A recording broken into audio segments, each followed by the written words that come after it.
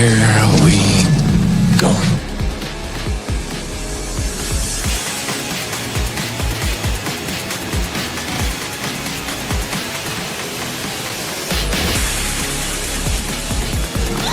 Just get those wonderful toys.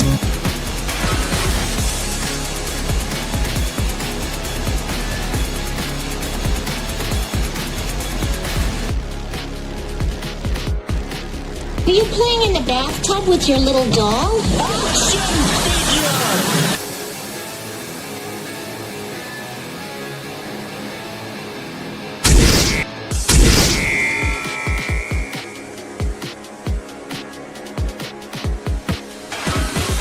Consider this. What is the purpose of a toy?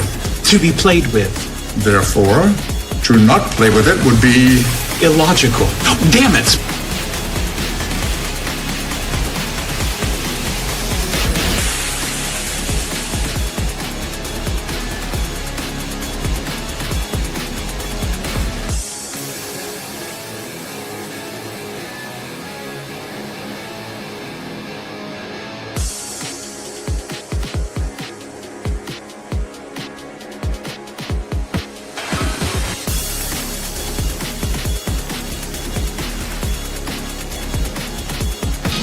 You can do it, Wonder Wheel.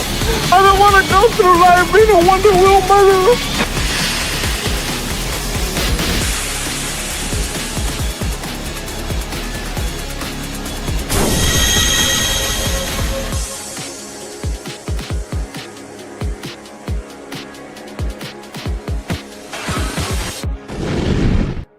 Would you look at that? A toy show. What do you say we go in there and see what they got? Step right up in here, all about wonderful plastic pieces of marvels. Only here on Collectable Past. Hey everybody, what's going on, and welcome to another Collectable Past. Now, before we get started, how we normally run the show, we introduced our co-panelists, and of course, we say hi to all wonderful people out there in the chat. I just want to talk about a little bit how we're getting into the season of giving, the season of Christmas, the season of holiday joy, and of course, remembrance of all those nostalgic moments that we had in the past, because that is what a lot of us remember when we remember some of these franchises from days of yore, days of long past that we still hold in our hearts, and they still have a very meaningful place. And that all happened because of some of the wonderful times that we had around the holidays, and especially around Christmas, because so many of us were sitting there waiting to get those awesome presents around Christmas time. Even if our parents didn't have a whole lot to be able to buy for us, what they gave us usually meant something, because they knew exactly what we wanted almost every single time. Even if you did get some of the crappy toys, you were usually pretty still, thankful for it. So I want to go ahead and direct your attention over to this mess right here that I got sitting on top of this one too. We got a whole collection of some of this older stuff. We got the GoBots case, and then we got a whole bunch of stuff here. We got an original He-Man sitting up in here. We got the Grizzler that my good buddy Slasher had sent to me. There are a whole bunch of other Transformers sitting here, some of them in not complete condition, like the Cyclonus. There's a whole mess of these Optimus Prime trailers. Hit sticks. Does anybody remember hit sticks? Little drumming toy right there. Of course, more of the Autobots, all kinds of different ones, again, in various states of disrepair. But these Transformers have always meant a lot to me, including this old die-cast General Lee. I've had this thing forever. This thing has gotten a little bit beat up. He's missing his front bumper. I don't remember whatever happened to it. But other than that, most of the paint is still good. And I do have another one of these sealed, actually, in a box in the back. And then in this little box right over here, you're talking about some of the nostalgia stuff from my past. And I want to talk about the problems with AI. When we're talking about AI and AI lying to us over and over again, because they look at Wikipedia. We got right here a figure that, according to AI and Wikipedia, does not exist. We got the Mighty Max from 1975, the Maximum Man. This guy came out a long time ago, and all these little bolts, they unscrew, and you can kind of pull them apart. He also comes with a power sled that's in here. It's not in complete shape, but it is in working order. But they lie to you. They lie to you. AI lies to you, and they lie to you so they can be able to change the narrative, so they can change history. This is absolute bullshit. Of course, some of the other things in there. We got some of our old Indiana Jones guys right there. We got the swordsman. We got Sala. And oh shit! And we got the Fonz. Granted, my dad removed his original jeans and put them in the Planet of the Apes pants, which I still don't know why. But we got the Fonz, and he's got that almost kind of hay action working right there.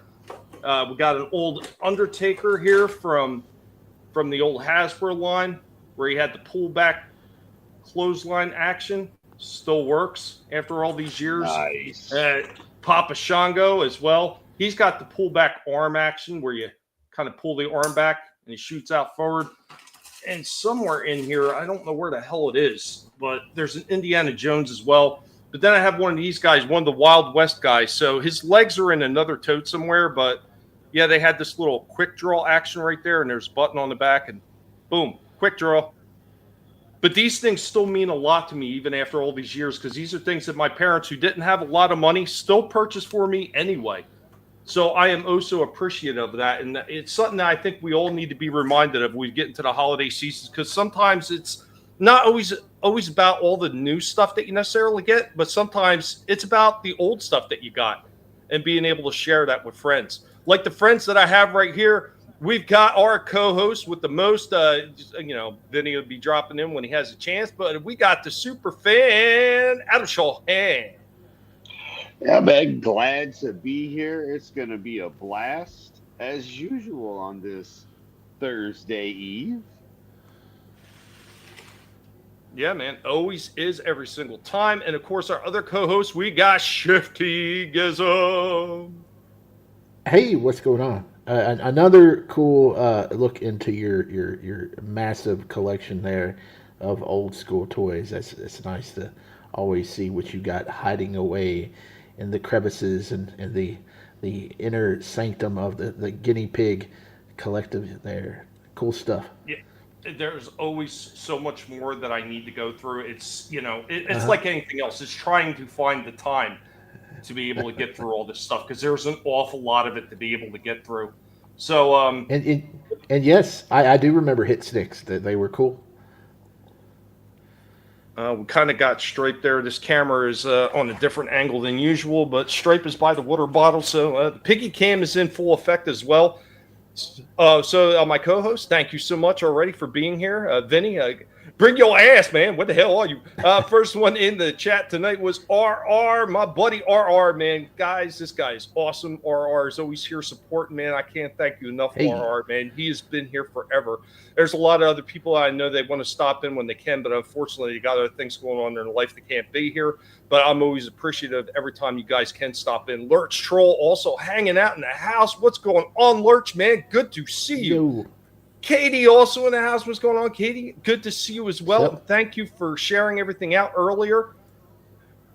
Got Real INA J27. Hi, it's me, Aaron. How's it going? What's going on, Aaron? Welcome. Manliness and motivation also in the house. I see that General Lee over there. I knew you would. Yeah, Fonzie, man.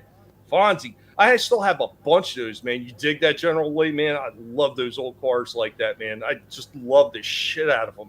Those things are great. And it really is a shame that so many people are offended by that shit right now. I mean, it's just a part of history, dude. Yeah. I mean, seriously, get over your fucking selves. God damn. Yeah, man, Stripe is being anti-pig social right now, hiding behind the water bottle, but he'll come out eventually. It really is appreciated. Every time you do that, Katie, you and everybody else that shares that stuff, it means a lot, because YouTube's always playing the games up. We also got Slasher joining us, other co-host. What up, Slasher? What's up? Yo. Iceman Modeler also in the house. Hi, everyone. Is about to get some sleep. That's okay, Iceman. You hang out for as long as you can. If you can't hang out for long, that's okay as well, man. It's good to see everyone, man. It's good to see you here. Happy Dinosaur also in the chat. Happy night to you, Tom, my friend. Hopefully you had a good day. I've had an okay day. I can't say it was the greatest day in the world, but you know what? Things move on, man. You keep pushing forward.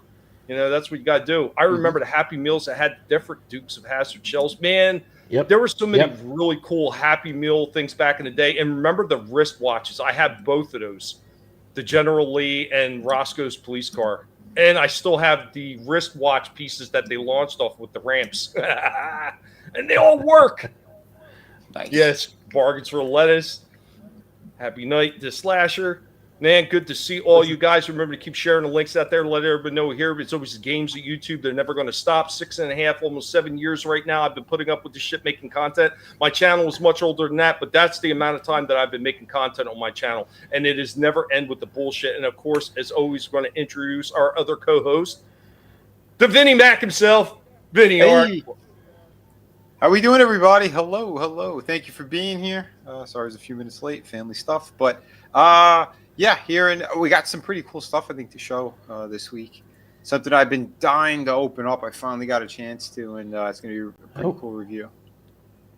Man, you know, it's kind of hard to pick which one is the best sometimes because we always seem to bring some really interesting stuff to the table. And I think that's one of the things that we do differently than a lot of other people that do toy shows is we bring the fun. We bring the stuff that we enjoy. Okay, if there are gripes about it, we're going to point it out. But we try not to make it a big giant thing where that's all we're doing is we're just griping the whole time. Where I see these guys, man, that's all they do for 30 minutes is just bash on this stuff. I mean, that shit is boring. If you hate it that much, just don't talk about it that long.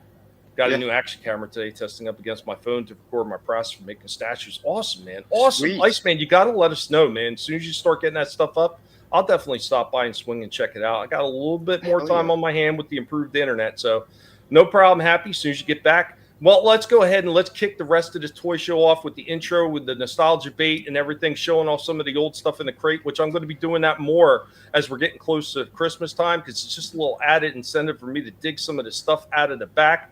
But, guys, we're going to start it off with the pig with the most, the archaeological pig, Indy, with toys from the past. How are you going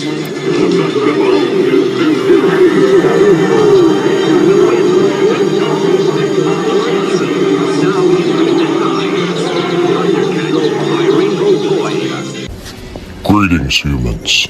This is Indy. Welcome back to Toys from the Past.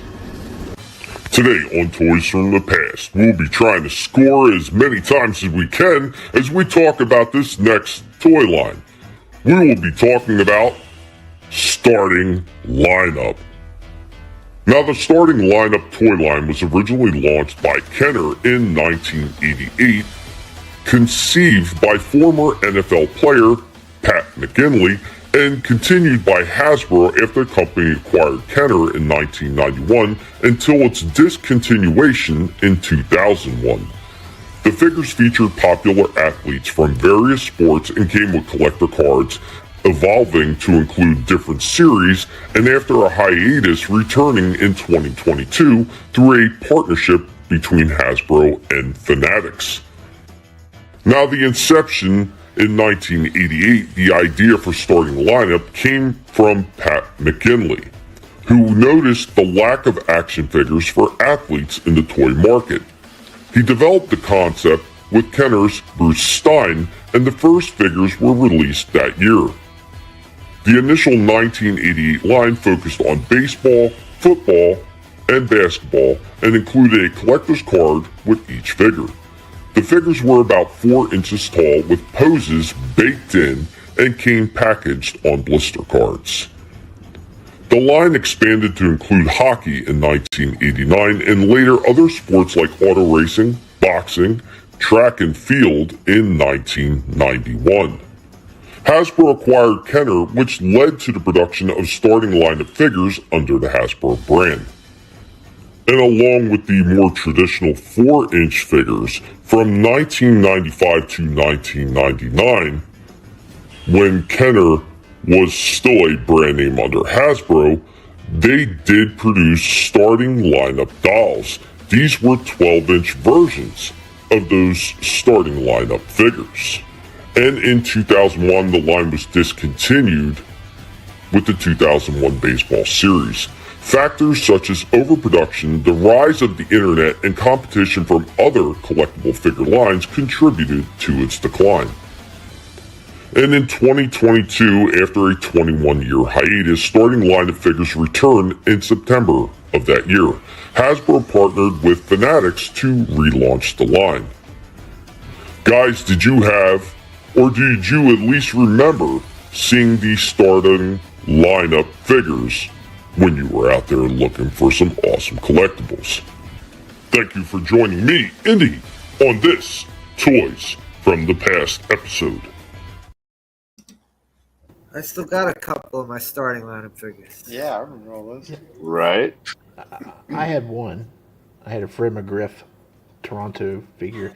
If I know they're probably going for a lot of money, I would go hog wild going after those old NBA ones, but I'm sure each one of those are like over $100 now, probably.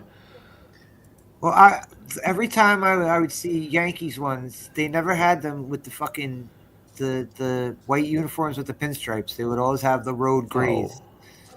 Oh. That's I got one right here. Dave Woodfield. I got this shit Christmas of like '88 or some shit. Yeah, I didn't have a whole lot of them. I only had a few of them. The hockey ones? Yeah, it was the hockey ones. Yeah, like Mario Lemieux and a few of the Devils that they made at the time. Oh. Yeah, he still looks pretty cool. Yeah, I know. We blow you up there. But it's got that thing where it's kind of the plastic's kind of turning that color. Yeah. Yeah, I had this motherfucker since Christmas of like '88. Oh shit! Like I said, I could never see the ones in the stores that had the pinstripes. It was always this shit. And McFarlane was doing that too, I think, with the Yankee figures. Yeah. He was making the pinstripe ones the harder to find ones. Oh yeah. And then the ones that he brought around when he was doing like the little tour at all the stadiums, he'd have even more like rare exclusive ones that never hit the stores. They were only for like that venue. See, and that's part of the problem, I think, with that is at the time, I remember when they were out on the shelves, you'd seen those things all over the damn place. And like they're talking about the overproduction. Yeah. How collectible they be if there's so many of them to be able to find at the time. I think they really did do themselves in by overproducing on some of these things. And where you get some of these companies today, they don't even come close to overproducing. They underproduce so much that nobody can find anything that they're actually looking for. And and I will give Hasbro a little bit of kudos for this right now. Now, even though some of the figures that they're releasing is like, why are you re-releasing this one? I do see that they are re-releasing some of the earlier lines, some of the War for Cybertron and stuff like that, and they're putting them back up there after years of them being out of circulation. They're putting some of these back up on the shelves for people to be able to grab again. And I think that's a very wise move. It doesn't decrease the values of the original ones, and I noticed that with some of the ones like the Studio Series 86 Grimlock. The new version of him that they just put out, it still does not compare in price to the first release of him. So it's the same thing with a lot of these other figures. These newer releases are not going to hold the candle to the older ones. So, well, the new starting lineups, they came out a few years ago. You can't find them now, but they were common at Ollie's there for a while. They look pretty nice, but I think the problem that held them back was that what's going on? Did you say Funko? And he said it's exactly the same as saying overproduced. Yeah. Oh yeah, Funko. Yeah. Oh Jesus. The newer starting lineups. I think what held those back is not everybody's into the NBA now as they were back in the day. And I think if they had put out some legends in that line, people might have been all over it. Because NBA was hot back in the day. I mean, you get some of the Bulls in there. Charles Barkley is notorious for, Bird, Magic Johnson. You get the Allen Iverson, Muggsy Bogues, Shaq. People. Karl Malone.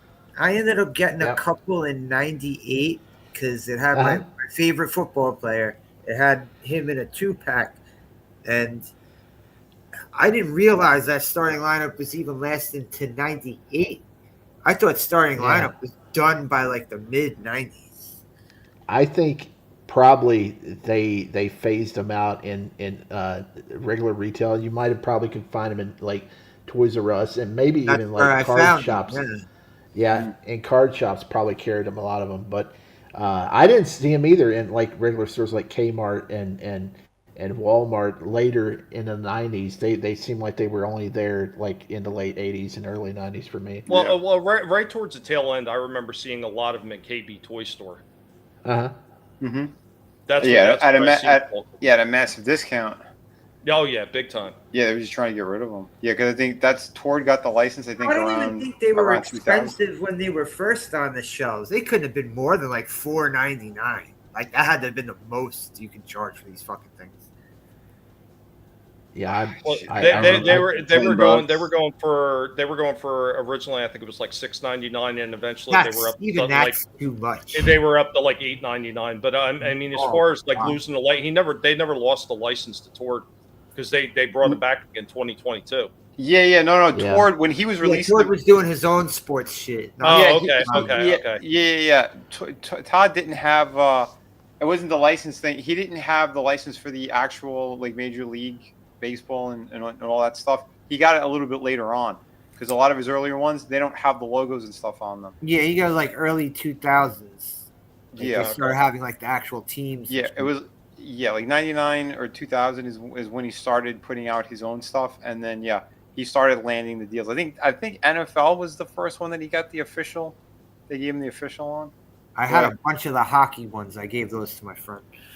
Yeah. I remember when the hockey ones first starting the lineup, they started including the action, so the stick would actually swing. Yeah. No, I never had any of the hockey ones. I didn't know that they actually had action. No, yeah. They had the stick swinging action. I thought they should have did that with a lot of these. Like they should have had it like swinging the baseball, throwing the football. Turn his hips and he has super steroid swinging action. A Mike Tyson with the uppercut. Yeah, dunk action with Shaq. Hey, another thing about these could like knock people's heads off and shit. That would have been awesome. Yeah. Well, two things, and then he cuts out. And he freezes. I hope he's still talking. Shifty, you cut out. Bro, they're in the part basketball. Two. Yeah, back. Yeah. There he is. Oh, I'm back. Would I drop out? Yeah, I said that. Oh, I guess you didn't hear it. Oh, okay. Okay, two things. The new starting lineup, they took a hit on those new ones so bad that they actually got to repurpose. They had to repurpose one for the Gambit figures in that 2-pack with Rogue, where they're playing basketball. The Gambit figures they recycled starting lineup figure, supposedly. Also over the holidays or just last week, I almost bought well, this is kind of tied into it. It's not really starting lineup, but they had the McFarlane Mr. T Clubber Lang statue on clearance at Walmart for like $14, and I was really tempted to get that because it looked really nice. But I tried to look up a Rocky statue on eBay to go with it, and he's kind of pricey, so I said I can't just have Clubber Lang. Mm. Yeah, but the Clubber Lang looks nice though. I pity the fool. Or as Vinnie would have said, forget about it. Forget about it. But it looked good with the son of Mr. T that we had with that Hulk Hogan from the WrestleMania. Oh yeah. That was a fun figure to review too. Yeah, that was a very nice figure. Tommy and I were talking about the other one too, the smaller one, with the Superstars. Yeah. Yep. Yeah, we were talking about that one too. Yeah. The WrestleMania one in the camouflage, man. That was such a cool looking figure. And I know Slasher and I were talking about it, man. I wish I had the money to pull the trigger and get it at the time because I'd never seen it again, man. Such a cool looking figure. But I tell you what, a lot of people sleep on that Superstars line, man. They got some really cool looking figures in that line. Yeah, they do. If you can find them, you can find them, they're so sporadic about where they stock them. Like I said, I never saw the Hart Foundation British Bulldog. I wanted those so bad, never saw them. I asked the guy in my store because there was a toy guide in the store that had a picture of that. It was like the cardboard backing of the Superstars line. Right. Like that was the cover of this issue. I picked it up and I showed the guy. I was like, "You guys ever get these figures in?" And he's like, I asked him such an offensive. He was like, "No." Like it's like offended that I asked. Like, It's Hell no. those figures It's are cool. crazy. I like those shits. Yeah, they they are. remind me of the old school AWA figures. I would have been like, well, screw you, guy. I would take my business somewhere else, you pig. My only issue real is quick. Say hello to Tina Bojan out there in the chat. What's going on, Tina? And manliness. So he has a Mr. T from WrestleMania 1 Funko. I can't believe that you're admitting that. And what's going on? Gap After Dark, man. Good to see you. Hope that you're doing well. Thanks for joining us. Go ahead, Shifty. I think I forgot what I was going to say. You lost. I think I did. What was we talking? Superstars. Okay, yeah, I forgot. I forgot. That's all right. Yeah, and that is the problem though. Is that those things are so damn hard to get? Because had I known too, there's a few of them that I could have got an opportunity to get really hard to get ones, including like Andre the Giant. I saw him once at a Walmart. There's a couple of them I seen once, and I didn't pull the trigger because I didn't have any. You know, and I'm like, do I do this? Do I get in on it? And I'm like, I remember what I was going to say. I have one issue with them. I think their commitment to soft goods sometimes works against them because if you see the Mr. Perfect figure that's at Ollie's right now, it's kind of peg warming for $13. The singlet just does not look good. If it had like just a molded singlet on them, it would be a much nicer figure. I think that's a problem. That's a problem in a lot of those lines too. That sometimes they don't know how to pull off the soft goods. But I have other ones where they did it really well, like the Hulk Hogan with the NWO Ripaway shirt. Looks that's great. Cool. The Bam Bam Bigelow, because it's only the top part. That looks cool. Yeah, but the singlet needs to be real. One and Typhoon ones. Yes, those ones look strange. Yeah, because a singlet needs to be tight. It's tight to the body, and it's loose. It just doesn't look right. And that's one of the issues I have with the new Kurt Hennig figure that's coming out in the Legends line in January. He looks cool if you're getting for his AWA championship days. He comes with a green Mr. Perfect singlet, and it doesn't look so hot when you put the singlet on him. So, they need to figure that out. I don't think it's too loose looking. Oh man, I hate sleep, man. I hope it doesn't get too bad for you. And Gap said he wish you get the Ross. They had a video on YouTube and somebody found Superman's Fortress of Solitude playset for $5. Is that the McFarlane one, huh? Don't get your hopes up about Ross. You need to temper your expectations because a lot of times you go in there and you get hyped up and they don't have what you see online. I have 2 singlets for competitions. Nice. Cool. All right, guys, let's go ahead and I'm going to bring out an old school toy show off. Yeah, that's right. The old school pig is going to hit some more old school goodies for you. And guys, we hope you enjoyed this one.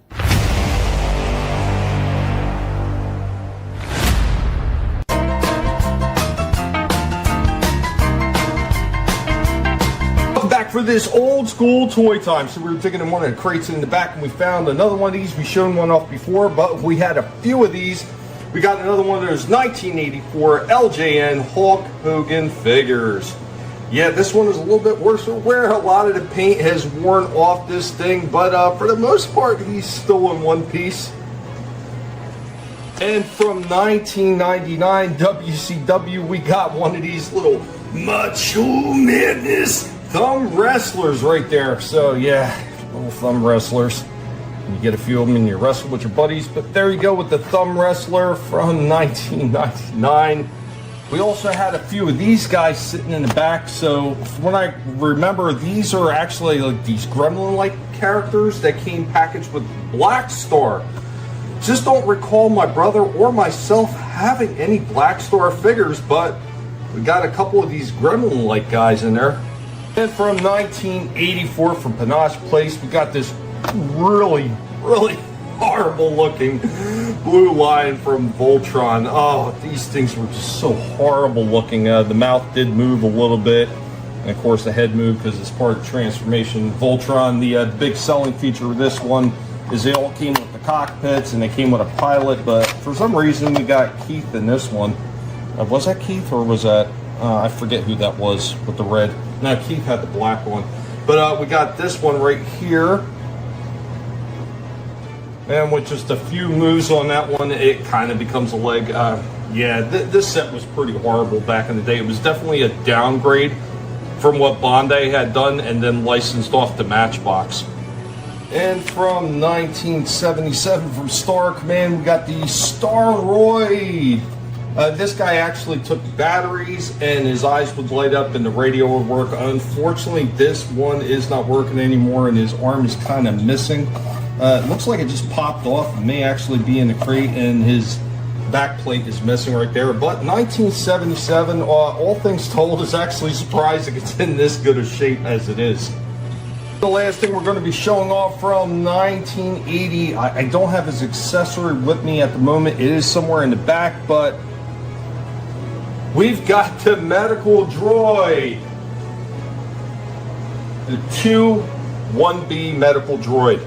This thing is actually in really good shape, all things considering its age. Like, you know, the little bit of paint application that's there, it's still there. His little breather mask, but the hose is still connected. Like I said, his accessory, I did bring it back. It's apparently in a different crate, but there we go with an original Kenner's piece, still in damn good condition. Guys, I hope you enjoyed this old school toy time.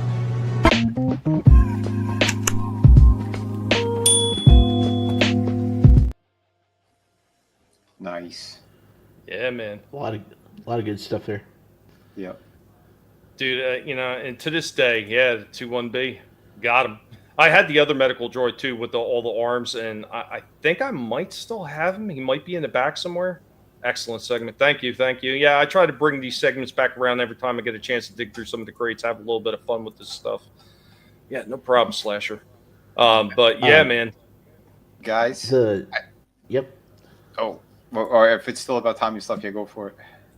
I got a few more things, and then I'm going to pass it off to you guys. But did you have something else, Shifty, to say? Yeah, there was a guy I used to follow on either Twitter or Instagram, and he used to get those find those old WWF figures all around, and he would paint them. He would paint them up and fix them up, and it was really nice. And he used to sell them to people. They would say, "Hey, let me have that one, this and that one." And he, like I said, he would find them at thrift stores and stuff, and he would paint them up. And they supposedly they're really easy just to paint up. It's the only problem is trying to find the accessories to some of them because you know how accessories go.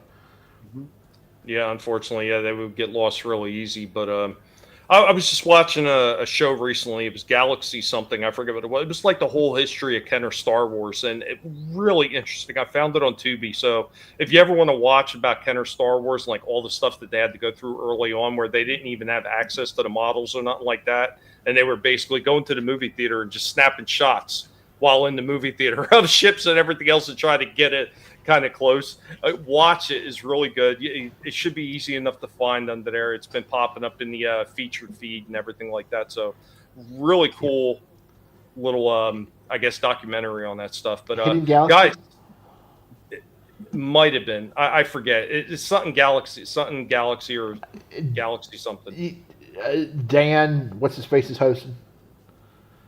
I can't remember if Dan's hosting that one or not. Yeah, like I said, it literally says on there the complete breakdown of Star Wars and how it changed the toy industry. So it really interesting little mini documentary. But guys, I got a quick one here for you. Pay attention, or you might miss it. I better take the banner off, or you actually might not see everything. So we're going into a Pigmation early tonight because that's just the way I set everything up. So here goes a quick Pigmation for you guys. Hope you enjoy it. We are the Guinea Pig Collective.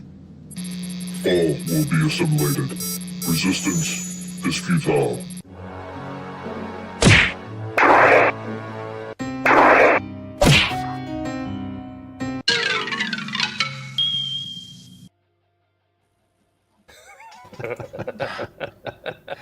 I had that Venom. He had tongue action. You can't do it just once. You got to do it twice. Yeah, got to do that one again. All right. We are the Guinea Pig Collective. All will be assimilated. Resistance is futile.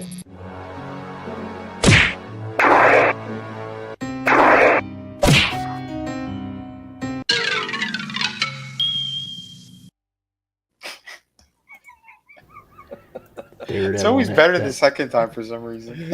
Daredevil on that. Daredevil's had some kind of lousy suits in the past. I wanted to use the red one, but the only one I had was the Secret Wars one, and that one is super loose. It was not going to stand, so I was like, I'd go for the black suited one. You know, glad you guys enjoyed that. Nice. So before I hand it off to my co-host and they show you what they got going on, of course we're going to get into a Toys from Bygone Eras. And Indy was working hard. The Pauls were hard at work to put together some new segments for you guys for this one. So here we go with a little bit of nostalgia for everybody.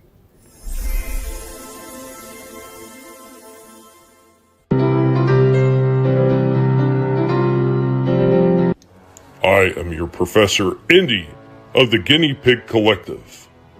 Welcome to Toys from Bygone Eras. You'll line up the road in the General Lee in swift pursuit. You can guarantee our Roscoe and Boss Hog lighting the trail. If they get you, they'll toss you in jail. You zig and you zag, they're not with ease, but Roscoe's got Luke and Bo in a tight squeeze. But coming up again is that great big leap. You make it good, but Roscoe winds up in a great big heap. Yahoo! So if you want to fly and do stunts like real with cars that got the look and the reach and feel, you get the Dukes of Hazzard racing set, which is from ID. Yahoo! Mego presents the Planet of the Apes action figures. Dr. Zaius, the orangutan scientist. Cornelius, the archaeologist. Zira, the woman scientist.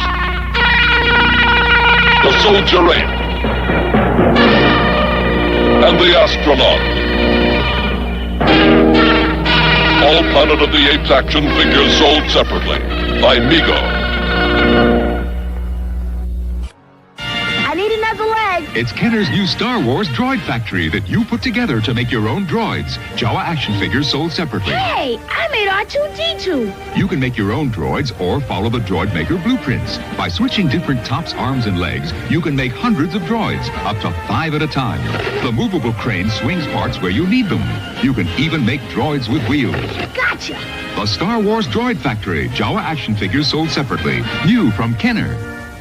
Brought to you by Marks, makers of the Rock'em Sock'em robots. The great boxing robots. Heads fly when they score a hit. Rock'em Sock'em robots. And this is just the beginning. The action, the go, the fun of miniature racing with a completely new, full line of Autorama accessories, featuring the exclusive new Gilbert Jump Chicane. Watch. In slow motion, it's up and go. And check these accessories. Gilbert's official automatic timer, controlled by the car. Dual lap counter. A full assortment of the strongest, most powerful, most durable, longest-lasting cars on the miniature roads today. Watch them go. Over the hump bridge, past the grandstand, through the intersection, and straight back up to the Gilbert Jump Chicane. Only this time it's up, and in midair the cars change lanes. These exciting Autorama features are housed in dramatic new Autorama packages, like this. But before we leave the track, look what else is coming down. These exclusive lively trotters and sulkies, which we feature in another brand new Gilbert racing game. Name? Harness Racing. Age group? Unlimited. Thank you for joining us, and remember, if it's not being done by a pig, it's not worth watching.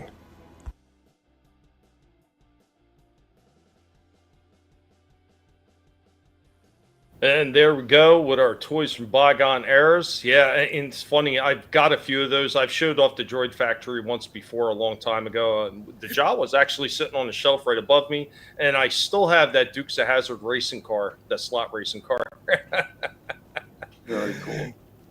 Yeah, I never really knew about that Droid Factory. I mean, you had mentioned it once before when we was talking about how I was like, they should have did something like that back in the past. Man, that's cool. If I had known about that, I would have got some of those. That was really neat. Guys, I appreciate everything. You know, Gap loves the segment. RR said him too. Real INA J27. I miss the old world. Thanks, Aaron. Yeah, so do I. That's why I always bring this up. Manly's motivation. Didn't know that they made Michelle Obama figures. You know, and I was shocked too when I found out. Say it right, Big Mike. Hold on now. You don't want to get Roseanne. No, not again. Not again. But guys, I'm going to hand it off to my awesome co-host, and they're going to show you what they got going on. Whoever's got the mic, go ahead, take over. Yeah, I got to full screen this because this sons of a bitch. There's two I need. What? He's doing it. Well, Black Canary. Oh. Yeah, Black Yep. Canary. Black Canary. So Nicholson Joker is going to be a thing. Okay. Yep. The thing's done. This is right now. They're just trying to show everyone. Oh yeah, we're just pending license approval. I told you the figure's been done. It's been done for a while. I mean, I could have been a dick and be like, "Yo, you want Freddie Freeman and Cowboy Vigilante?" Those are the two. You knew it. But man, it's interesting that this is the outfit that they're going for with Black Canary. I mean, I'm fine that they're finally doing one, but Isn't that the Arrowverse outfit? That's also kind of what she was wearing when she started in the comics, I think. Yeah. Sort of. But yeah, either way, I'm glad they're finally doing one. The Joker. That Joker. I hope he has it. I hope he has an alternate head where he's in the museum with the beret. I think that would be nice to have. Like the face, the paint washed off his face. Yeah. Oh, that'd be badass. Yeah. Hey, what's going on, Steve? What's up, Steve? But you know they're gonna be calling this like the super deluxe, and he'll only have like one alternate hand, and that's it. Yeah. If you've noticed, his super deluxe ultimate edition ones had way less shit than any of his other figures. Funny how that worked. That's just for the new packaging. Do you suppose that they're going to give him one of the guns that shoot the little bang out? He's going to have to. He's going to have like the short one and the long one. I mean, that's like a given. Maybe like his chattering teeth. They might throw that in there too, because I believe they threw that in that crazy $400 one. That's what I'm saying. It exists already, so you know I'm a little bit disappointed in you, Vinny. What's that? This is supposed to be saved for the what's coming up segment. Oh, I came late. We didn't. Shit. Sorry, guys. Well, I'll get it off screen later when I show it again. Then I'll act surprised. Okay. You son of a bitch! You son of a bitch! You. Yeah, Marvel announced a couple of new things Let's too. all get Alzheimer's at the same time. Do we want to save it for that segment, or do we just want to do it now? Well, you want to do it now? Okay, here. Well, let's do it now. Let's do it now.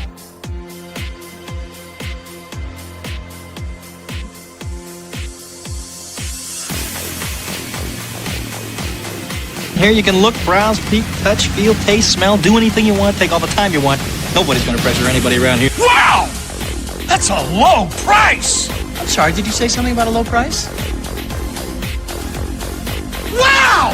That's a low price! I know! I'll make that deal. How about you, you bitch? You make that deal? I'd make that deal.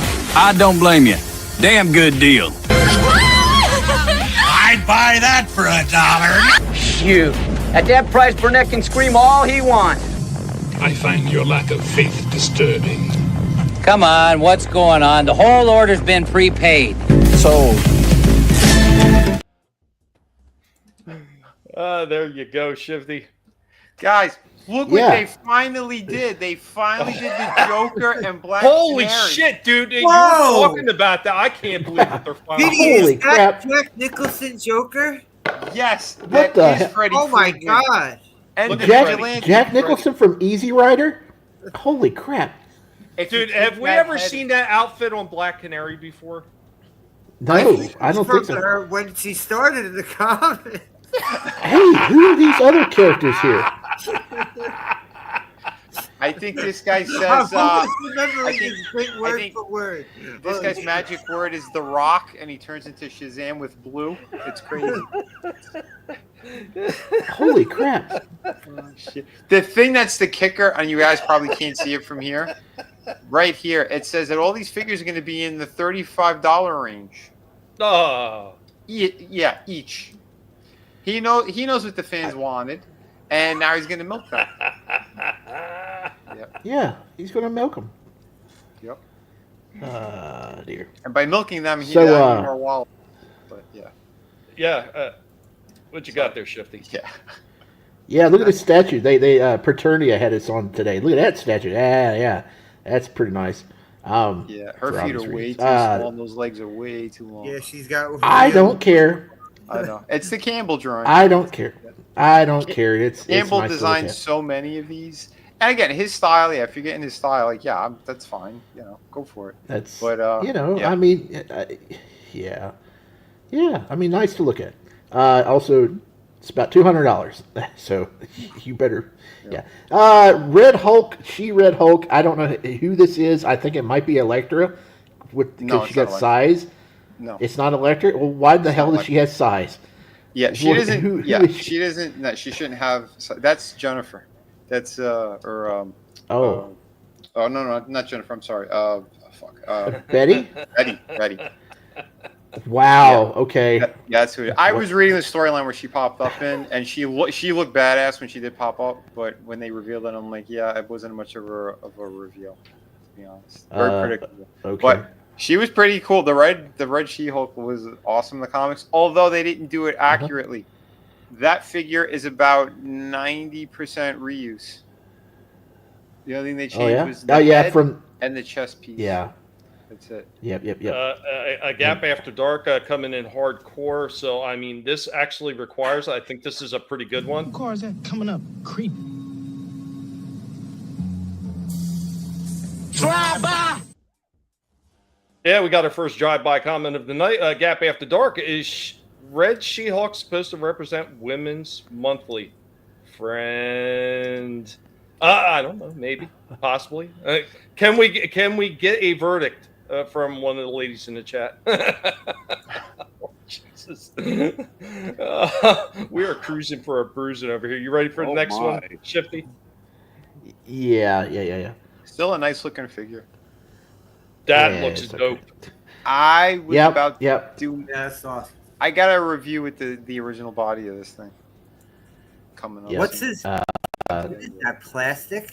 The what's that? The doctor thing. The fucking trench coat. coat? The jacket. Yeah, the doctor's jacket. Yeah. It looks like it's rubber. It probably, yeah. They've done that before. I'll next week, guys. Remind me. I'll do the review on the original figure of this one. This guy, he's a reissue with new colors and 2 alternate heads. Oh, nice. Yeah. I believe this one's gonna be. This one's Well, this one has 2 alternate heads, and this is Amazon exclusive, I believe. I think it's Fan Channel, maybe. They're all going up for pre-order tomorrow. Okay. The 5th. And then, of course, this next one here. This is people are pissed about this. This is the Avengers wave where they have the like Captain America and Iron Man. You see them sitting on the shelf. Evergreen. This is their attempts to get more people to have a Spider-Man figure. This is the No Way Home Andrew Garfield figure, but he doesn't have the Andrew Garfield head. He doesn't have a second fist. He's missing several accessories. But, if you want them for $29, hey, here's your chance. Yeah, $30. And that's me. That's me though, because I don't have a Spider-Man figure. And I'll say one thing though. I do like that they changed the colors. They did it more bright blue and more of a nice red. And you know what? I think that body's going to go perfect with the last swing Spider-Man head that I have, because I have a broken figure and it has a Ramita looking head, so I can pop that off and switch them out. It's kind of a shame you see what's missing already on it, right, Vinnie? What, on this Spider-Man? Toe articulation. Oh yeah, his feet are too small. They won't put him in there. Yeah, it sucks. I think the last swing, since I only have a broken leg on that, so I think I may just pop the top off of it at the midsection there and just pop mine on to where I can have a Romita looking Spider-Man. Hopefully it'll work. I don't know. I'll have to see. Yeah, it's the only thing I know is the webs are tighter on this one than they are on the other one. So that might be a bit of a difference, but yeah. You have to eyeball it. Well, overall, it looks pretty sharp though, and it's the Spidey that I remember. He's not over buff and everything. He's got more of that lean look to him. Yeah. So. Well, I reviewed those.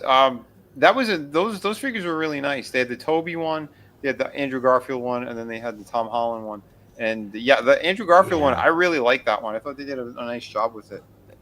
The Holland one though, he had poor quality control issues because everybody left and right, they said either the arm broke or the leg broke on theirs as soon as they pulled them out of the package. So you were lucky if yours was had no problems. Okay. Yeah, I took it out the other day too. I was going through a bin, and yeah, he still worked pretty nice. Yeah, but you know that's all I have for this week. I don't have any pickups or anything. That's it. No worries. That's all I got. Nice segment though, guys. Thanks to everybody for playing along as we replayed things and everybody acted surprised. I can't even tell you how much I appreciate that, guys. We all got to play along with some of this shit. We all make mistakes. Oh. It's just a shame that some people got to make them over and over again. Really making me mad. Big mad. Big smash. Whoa! What do you mean over and over again? What are you talking about, homie? I do have a couple of things to say. There's no sales going on. I don't know what the deal is. Like after Cyber Monday, everybody's like, okay, that's it. That's it. No more sales. Not okay. I mean, God damn it. Sales. I mean, it's like you can't find anything. I don't. We have evolved into pure chaos right here. No, Vinny.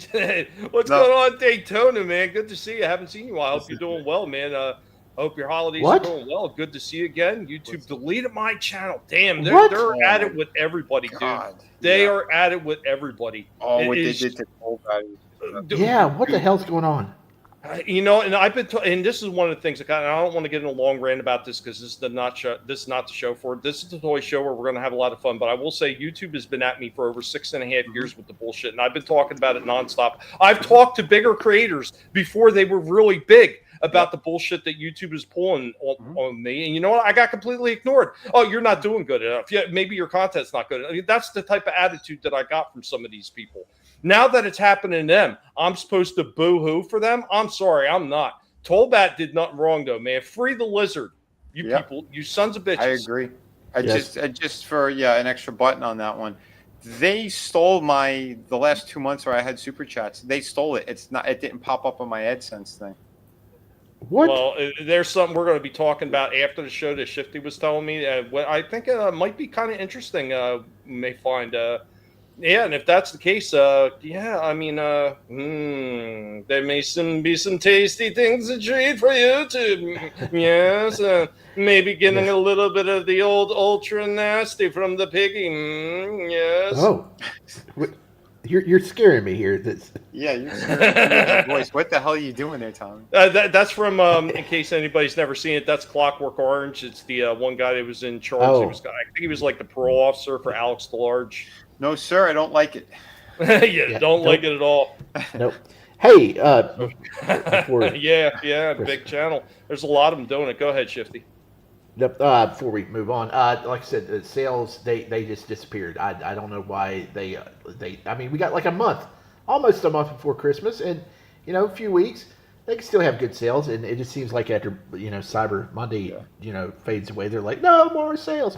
And even on Big Bad Toy Store, I mean, they still have a lot of the sales up from the past month, but the last few days they've had nothing. I got so used to them having a new batch of clearance stuff every day to add to my pile of loot. They haven't had this week, so I was like, fuck it, I'm just gonna go ahead and mail out that pile of loot. It looks like they just held over certain figures from all the pre-Black Friday leading all the way up. They held a few of them over for still on the discount. Like I guess they're going to hold them over for the rest of the month or maybe another week or so. But like all the other ones, it's poof gone. All the rest of the discount. So it really is a shame. I got them to send out my pile of loot. Of course, it takes them like 3 or 4 days to get on the ball to do that. I guess because they got a big warehouse and they got to search through everybody's pile of loot to find their stuff. I don't know. It's like Indiana Jones. It's like you're on one side of that giant place, and one figure, and then you got another one in another corner. Yeah, Shifty, you made it impossible for them to mail out your stuff. Hello? Oh, Jesus, manliness. Hello, I dropped out. again. Okay. Oh shit. You said it's like Indy. Oh, Indiana Jones. The giant. Yeah, like the warehouse. Yes. Yeah. Yes. Yeah, your stuff is scattered throughout there. Or what I call my toy room. Oh yeah. Yeah, but hopefully I'll have a big box of stuff coming next week to show off. But it's mostly Star Wars stuff, so don't get too excited. Yeah. All right. I'll keep my expectations low. Oh shit! It's a lot of Mandalorians. Jesus, I think I'm going to take off next week, guys. Next week, Shifty's co-hosting with Vinnie, and whoever else wants to come on, I guess. I don't know. I'll poke fun. No, I'm kidding. We jest. Go ahead, Vinnie. Yeah. I got a couple of shorts here, and this actually looked pretty sweet. This is one of the. I saw that. Is that like the old school Human Torch figure? Is that what that is? Yeah, the McFarlane ones, like those statue ones. Yeah. That looked pretty cool. I mean, they're priced. They're like $60. Oh, that's Alex Ross, right? Is that Alex Ross? No, it's actually not. Nope. I turn it over. I don't recognize the art style, but that's what it's based on. Yeah. Okay. Yeah. But still pretty cool looking. And I love that they did the base is clear, so you could put a light underneath it, and it should light up most of this thing. Or if you drill into it, you could probably wire it. Did they ever do the original Human Torch? I'm not talking about Johnny Storm. You mean the one with no face? That was the android. Yeah, the android. Did they ever do him? I don't know that. Probably. I don't know, because Universal kind of has the rights to that, kind of, I think. But they might have done it as a variant when the Toy Biz had the license. Yeah, but this did look really nice. I was kind of surprised when I saw it. I'm like, damn. Yeah, it does look nice. I really want that thing. The Ben Grimm. The thing statue McFarlane did. It's the smaller one though, right? He didn't do a big one. Yeah, no, he didn't do a big one. No. Okay. See, and that's what sucks. He's got the smaller Ben Grimm, but you got the larger Johnny Storm. Why didn't you release? Why didn't you release a bigger one? And you got the bigger Silver Surfer too. Yes. Oh, which I think my brother did open it, so I'll probably have a review for it soon. Nice. Yeah, he looks really good. I saw him up on the shelf. I was like, holy shit. Where's that meme of that black kid? He's got his hands in his pockets and he looks sad and he goes, I'm happy for you. I'm happy for you. Good for you. Well, there is a review on, I think it's Walmart.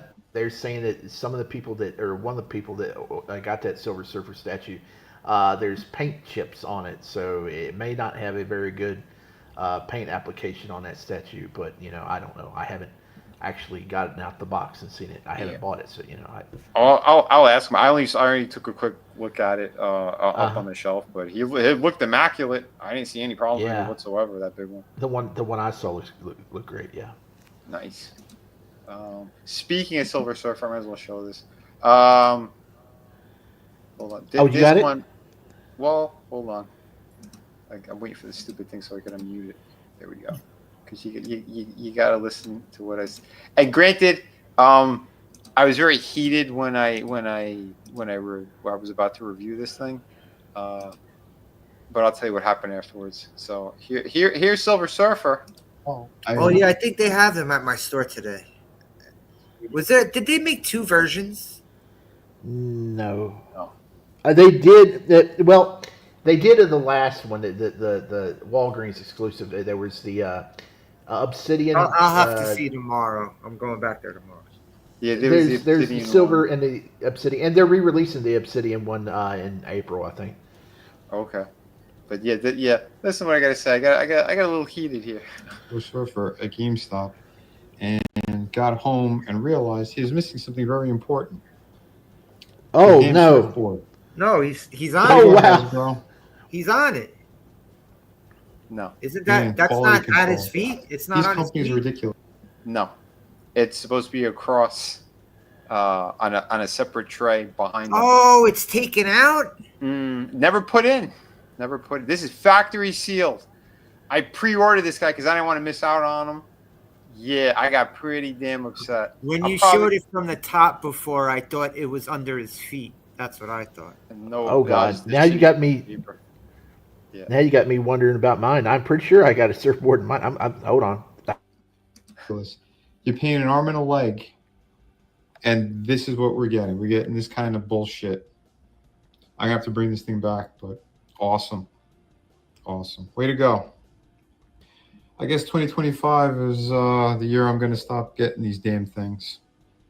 Again, too expensive, and you're getting QC issues like this. You're forgetting to put pieces in there. You know, all these companies should go under at this fucking point. Yeah, I was pretty livid, but I called up GameStop, and there was one that I was at earlier in the day. It was a little bit further away that they actually had one in. So I called up and I said, "Can I swap these out?" Basically, as long as you get the receipt. I'm like, "Yeah, I got the receipt." So they held it for me. So I do have another one. I'll review them in the coming weeks. But with the surfboard, yeah, the new one's got the surfboard, yes, and it's angled behind him. So I'm like, yeah. So I might delete this short, but I've figured I have it uploaded. Let me show you guys on here. But so did be you take it back? mindful, Exact folks. figure. Say that again. It's the same exact figure. Yeah. Another GameStop had it. So this is just a fuck up on the packaging part. Yeah, this is them. This is Hasbro at the factory. Okay. What did they say when you took it back? Oh, they go, what? Like the girl was like, "What? Are you kidding me?" I said, "Yeah, I pre-ordered the damn thing at another store. They wouldn't pick up the phone. I wanted to see if they had another one. Apparently they don't." And I said, "I checked the website, and it said your store still had it." So that's why I called up. And she's like, "Oh man, yeah, that's horrible." So she wrote defect on it, and yeah, so I guess it's going back to them. And there, $10 billion company for you. Exactly. So I want to make sure you guys saw this before I did delete it out, but. Yeah, be mindful of these kind of things. When I do the review, I'll bring it up again, and I'll let people know, like, yes, when you're in stores, also, double, triple check everything is there. Yes. Because it's bullshit what they're doing. Yep. Also, check the hands. Always check the hands and the arms, because I've seen this with McFarlane's and with Hasbro online. People's posting. Somebody got one of the Kith Wolverines, and that suckers was hard to get, right, and expensive too. No, it was Preternia that did it. Preternia, they shipped him one with two right clawed hands. Are you shitting? And no, and he there's a video on his Twitter where he opens it up, he gets everything out, and then he goes. And he goes silent. I know that's exactly how I would have felt if it would have happened. Yeah. I would have went silent too. Absolutely. Right. I know exactly what Shifty's saying. His anger is so severe that he went silent. Guys, I'll be back in like 10-15 minutes. Right? No problem, Doctor. And Adam, sorry we lost you, bud. Hopefully you make it back if you can. If not, no worries, my friend. Yep. I was saying he had two right clawed hands. And then I cut off, I guess. Yeah. When he opened up, you left us on a cliffhanger. And when he opened it up and he saw that it was another hand, he went silent. I thought he went silent. Was that was it? He went silent. No, he was shocked.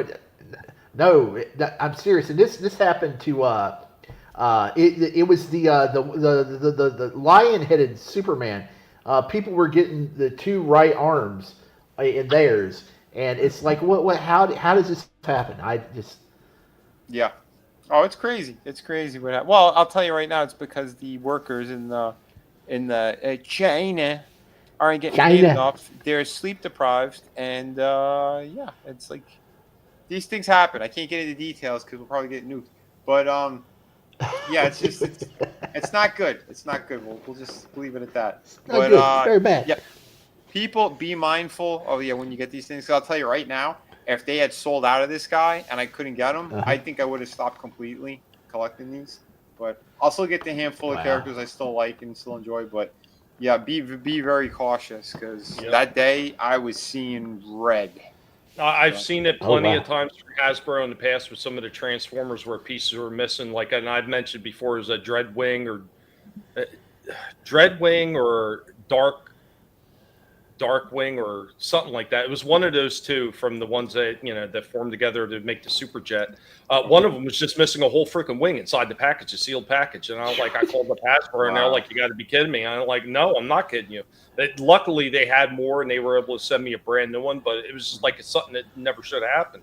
It's just poor quality control, and that's what happens when you have shit companies making these things for you.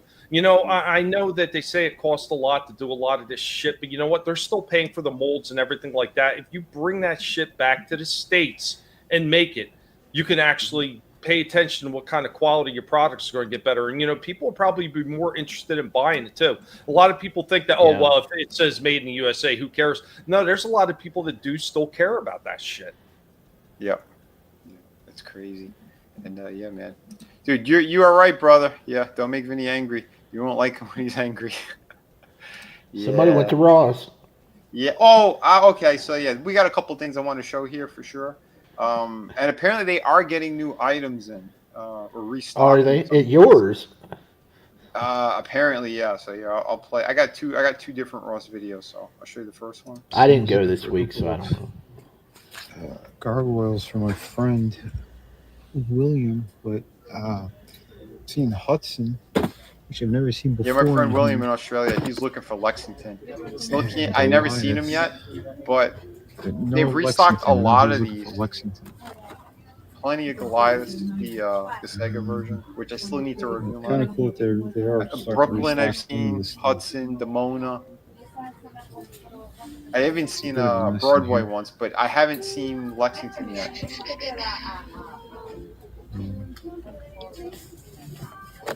This thing is always here. Even at $2.99, this thing won't sell. I would buy that. I thought about it for the vest, but I'm like, it's the way that black is probably going to leach onto other figures. But I'm like, we only have a bunch of Jade Cargills at mine. Yeah, there's another one I went to. Yeah, they had Jade Cargill and that Red Velvet. Yeah, they got plenty of. I'd take that. Yep. RR says that Hudson was one of his favorites. Great. He was awesome. Yeah, I know. It's Ed. What the hell's his name? The one from Mary Tyler Moore. Mary Tyler Moore. No. Was it Mary Tyler Moore? He was the old man on Up as well. Ed. Asner. Ed Asner. That's it. I couldn't think of his last name. Jesus. You got spunk, kid. Yeah, I'm gonna end up showing that Joker again like it's brand new. I'm telling you, my brain's all over the place. But I hate to disprove Shifty, but I'm gonna have to. What? He keeps telling me he never finds good stuff at Ross. Well, time to disprove. I haven't. I found them. Oh. I found them. Son of a bitch. Yeah. Damn it. I found one. Sarge. $10. God damn it. Pretty sweet. He's got a ditty bag. I was so surprised seeing that guy there. I was like, what the? Wait, you had a bendy creature from the Black Lagoon too. See, and that if I was getting a Slaughter, that's the one I'd want to get, the Slaughter's Marauders one. Yeah. Was that was that a bendy creature from the Black Lagoon? Yes. Oh my God, we don't even have those. You don't have those? No problem. No problem, Adam. No problem. Ah, this phone. Gotcha. Yeah, I seen this guy like, geez, I think since we first found out that Ross was putting these out again. Yeah, they have them in stock almost all the time. We don't have them. Yeah, it looks pretty good. Look pretty nice. The Catwoman, she's gone. I was debating about picking her up, but if they were a little bit cheaper, I would have. But yeah. Hey, what's that? Do y'all have a store called DD's in your neck of the woods? I do. You do? I do. Yeah. Okay, they say they have a lot of stuff just like Ross, and they got some great deals out there. So you may want to put Son that of a in bitch, your and toy I've hunt. gone by that. Matter of fact, I just went by Yeah. that store the other day. We were out, the wife and I were out, and I looked. I was like, what the hell they got in there? Because every time I think of Dee Dee's, I think of what's happening, and I think of the little Yeah. sister. We don't have any in Virginia. The closest one's in North Carolina to me, so I don't have them here. But people are doing DD videos now on Instagram. They got so much good stuff supposedly. So, yeah, you might want to check them out. Oh, that's cool. That's cool. But yeah, like I said, yeah, hit some of these stores again because they're starting to put things out. But yeah, and these ETs, they're all back in stock as well because they were sold out of these. $20 each. But yeah, they finally have them again. Wow. For those who like them, I've never been that crazy about ET. Oh, there's what's the face? Brody. I would have got that. Ross found one. It looked decent, but yeah, this one was a must. He was near the registers, so like when they have the little kind of racks near the front. Yeah, near the candy racks and everything. Yeah. Yep. Yeah, that, and I moved a bunch of shit, and he was like tucked in between a couple of boxes. I'm like, whoa. Oh wow. Is this a G.I. Joe class? I pick it up, I'm like, oh my god, they have. I looked around like, wait a minute, is this? I could really get this? Unbelievable. Vinnie was like, "Am I getting punked? Am I getting punked right now?" That's what it felt like. Cause it was like 4 PM or something too. These things go. They vanish immediately. And when I went to go pay, the guy goes, "Oh, this is one of those collectibles." I'm like, "Yeah, they're all collectibles." Well, welcome back, Slash. Hey, Slash. Hey. But yeah, so Dee Dee's. I forgot to tell you the video I saw today of Dee Dee's. Guess what they found for I think $5.99. What's his face? What's his name? The dreadnought with the blonde ponytail. Buzzer. That's Buzzer. Buzzer. Yeah. They had him. That's nice. a pretty damn good deal. Yeah. Dude, I saw. I haven't seen it in my store yet, but they have the retro carded ones, the G.I. Joe classifieds. Beachhead, the one in the snow. He's like a thicker looking figure. I can't remember his name. And Snow Biker. And the eel, the scuba diver one. They have those apparently. I seen them online. So it does exist because this is proof. I found Sarge, the Slaughter's Marauder. I didn't believe it was real. The problem is with a lot of these Rosses and a lot of these other stores too. Ollie's and all these. They're not consistent in what they get in all these different stores. So no, they're not. What you might see in one of them, you might not ever see in another one of them. It just happens like that because I've seen a few of these guys when they were talking about the real not the real Ghostbusters, just the Ghostbusters figures, the Plasma series ones that I was picking up with the glow in the dark paint. I've seen plenty of people where they said they've seen the entire collection, and I would only see a couple of them. And it was like that with a few other series of figures, like some of the G.I. Joe, like they talked about, they seen Zorano all over the place for $5.99 in their ollies. Not once did I ever see it in my ollies, and I have 2 of them. I've never seen them. Well, what's his name? Jeff Hicks, and the ollies that one of the ones he went to, they had a wall of Sergeant Slaughter. The what? The one that was with the black shirt, the classic look. They had a wall of them. I couldn't believe it. When everyone was looking for them, no one could find them, and they were in his ollies in what was it, Chicago? It just has to do with where you're at too, like what the demand is in that area, and they might have overshipped to some of those areas. So here I got something odd. What's going on, DJ Play Nice, man? Good to see you, man. Hope you're doing well tonight. Thanks for stopping in, man. I appreciate it, man. Yeah. Be sure to keep sharing the stream out, guys. Let everyone know we're going. We got 36 people watching. I appreciate every last one of you, whether you're commenting or not. Thank you for being here. So here, I got something a little weird to show you. So as you know, I'm getting ready to do that Devastator piece soon. So I have to make a specialty diorama board for this guy because, I just can't. So I started working on this, and I actually did this properly, so it's actually got the magnetics, so they snap together right there in the middle. Beautiful.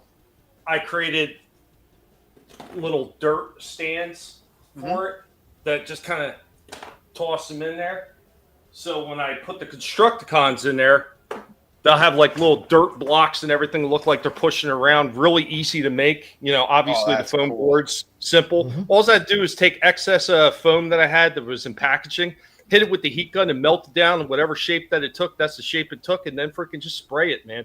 And I got little dirt mound pieces to be able to put onto the diorama piece. So that's working on it. And so I got one half of it done already. I'm probably going to make a few more dirt mound pieces and everything for the Constructicons when I do the or should I say the pigmation for it. And then I just got to get to the backdrop next, man. But yeah, I got that going on, which is nice. Oh hell yeah, man! I love stuff like that. I love to make time and figure out shit like that. And, but that is awesome to see. Yeah, I couldn't get the tool that I wanted, so I actually used a big giant galvanized nail. And it turns out the galvanized nail head was exactly the same size as the magnets. So, oh shit! And I just heated that up with the heat gun, put it on the end, made the little freaking holes that I needed. Bam! I was in business. Dude, that is great. The hell was buying a $15 tool, or actually it was a $25 tool to do it. Yeah, I'm gonna have to pick your brain later too, because you said you know where to get those magnets, those really small ones. Yes. Yeah, I'm gonna have to pick your brain later because I want to get those and do some modification stuff. All right, DJ, if you're taking off, man, you have a good one. Thanks for stopping in. Appreciate it. Have a great one, man. Guys, oh shit! Technically, it's two things, but it's in one box. Everybody, stand back while he whips it out. Am I? What happened? I said, everybody stand back while he whips it out. So, like, since the decade plus that I got back into picking up toys and shit, a couple of characters that are my favorites in anything, you know, has kind of evaded me. So I got them today. I saw them in the store. Oh, hell yeah. Yes. Nice. Yeah. Killer, brother. Awesome. Very nice. I'm not opening them. I'm not going to open them. One thing's weird, though. What's with this hand? Listen. Playing with his wife's clit? That's for the Black Widow figure. It's for doing finger guns? That's a Cyclops hand, if I ain't mistaken. What? But what is that? Like, what is the Punisher going to do with that? No, the Cyclops one is bent. Oh, it is? That one, that one's straight. This one's straight. It's in the game, I believe, because they both have it. Nick Fury and him, they each have that hand. What, finger gun? Yeah, it's in there. It's in the packaging too, from what I've seen. Yeah, I'll review mine soon. Fury's hands are all the way up here. Punisher's hands are all the way down here. Yeah, there's extra stuff that's kind of. I thought he was missing a fucking a hand, but it's way down below where you can't. Yeah, there's more that's hidden around the package. Yeah, Gap After Dark says the Punisher's going to turn his head and cough 2 times with that hand. And Manliness says bent to reach Jean Grey's G spot. Nice. They had a couple of other Game Reverse packs in there. I can't remember what else they had. But yeah. I saw this shit and I was like, oh, I'm definitely picking that shit up. Dude, hell yeah. Man, Very nice pickup, man. I'm glad you got something that you've been waiting a long time to get too, man. It's nothing better than that when you're finally able to nab something you've been trying to get for years. Yeah. They also had a Stone Cold Steve Austin figure there too. Other than the vest, it looked good. Mm-hmm. That's cool. I just know there's something off with the vest. I think it's the newest one they put out. Was it the ultimate one in the white box? Yeah. Yep. Oh wait, the white box with the red trim, you mean, right? No, I don't think it was. No. I'm thinking about it. I'll see tomorrow. Hey, by the way, that's a pretty cool setup you got there with all your figures on that shelf back there. Yeah, the tower I got. Yeah, that's nice. Very cool. I got a little bit of everything up there. Hell yeah. You got a play set there too or something? I even got a fucking McDonald's toys. Fucking hell yeah. Happy Meal Muppet That's baby. great. Hey, those Happy Meal figures when we were kids were awesome. They just don't make them like that anymore. No, they don't. Yeah, dude. Yeah. That's I great. got Cool Captain stuff. Crunch that I got from a box of Captain Crunch. Cool stuff, man. I really wish I had kept all my old stuff Oh like man, that. I had those. I got that somewhere too. Yeah. Didn't they do the Cookie Crisp ones too like that? With the top of the robber, right? Yeah. Yeah. Hold on 1 second. We got another drive-by comment for the night. Coming up, creep. Drive-by! Shifty wants to know if they had a Goldberg figure. That is definitely a drive-by comment. Awesome setup, though, Slasher. Yeah, that's Yep. I mean, I know a lot of us wish I we needed had shelves. so. I definitely needed shelf room if I'm going to display all these fucking things. I can't have them all laying in a box. Right. I know, right? Collecting dust. Having me toys used to be cool and decent quality, yeah. And some of them have out-survived some of the freaking actual mainline figures. Because I mean, you look even those McChangeables that McDonald's did back in the day. I got a slew of those things, man, that are holding tough. Yeah, some of the joints are a little loose, but they're all in one piece, man. It's crazy. Sweet setup. Nice. Awesome. That Awesome really stuff. sweet. All right, what do I got next?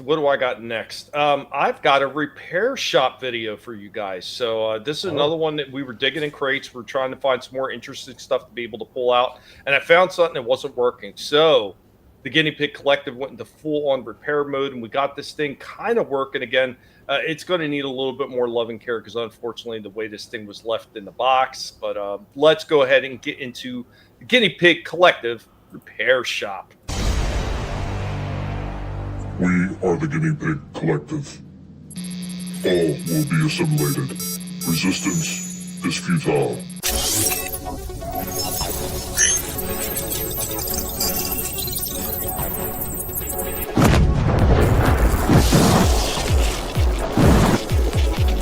Today we'll be taking a look at Racing Rivals, and unfortunately there's no date on this one from KB Toys apparently, but this one needs repair, I can already tell you right now, so we're gonna do a little repair work and hopefully get this thing running.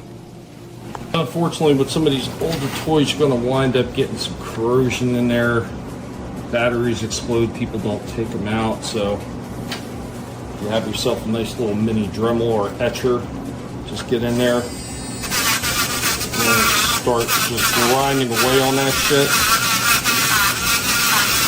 Get as much of the shit off as you can. Remember, the acid in here, even though it's all dried out, it is still active once it hits your skin. So after you do a little Dremel, and just take a damp cloth, because water, oh boy, that's not good.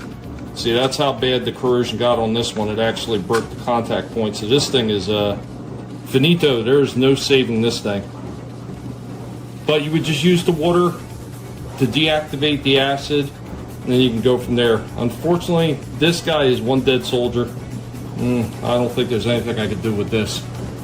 The other controller was much worse. It was all the way on the inside. We're going to do what we can to clean this off, see if we can at least get one side of this track working. So after messing with it a while, it does kind of work. I didn't even put the thing back together. But it keeps hanging up on the track. I don't know what's going on there. I don't know if maybe the track is dirty or what, but it does kind of work. Kind of brought some life back to this old piece of junk right here. It's kind of hilarious. Maybe if I just clean off the metal tracks, it'll run a lot better. I think that's where it is. It's kind of losing contact with the metal track on it, but there we go. A little Dremel action, a little water, a little cleaning of the contacts, and kind of restore some of these old toys. Just because the batteries leak doesn't mean that they're completely dead just yet. You do a little bit of work. I actually might be able to fix the spring clip on the other one that broke if I solder it back together. That might hold it enough just to get the batteries in them. Instead again, it might not. We'll see. I'll take a look at it and see what else I could do with it and try to clean up these tracks, see if I can get this thing running a little bit better than it is now, but at least it's working. Guys, I hope you enjoyed this toy show off and repair.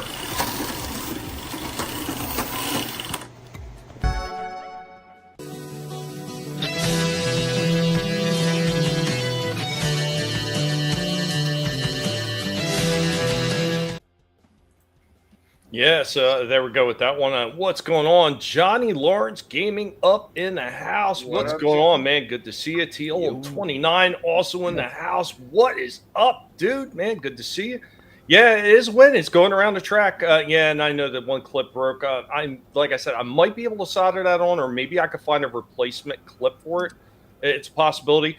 This one didn't have any dates or anything. It sounds like my ex. I don't know. There's nothing more steady than a pig's hand. Yeah, for pig surgery. You're damn right. And I appreciate that. Yeah, fantastic opening, man. Yeah, I don't do enough of the repair shop videos. It's usually because I just don't have a lot of time, man.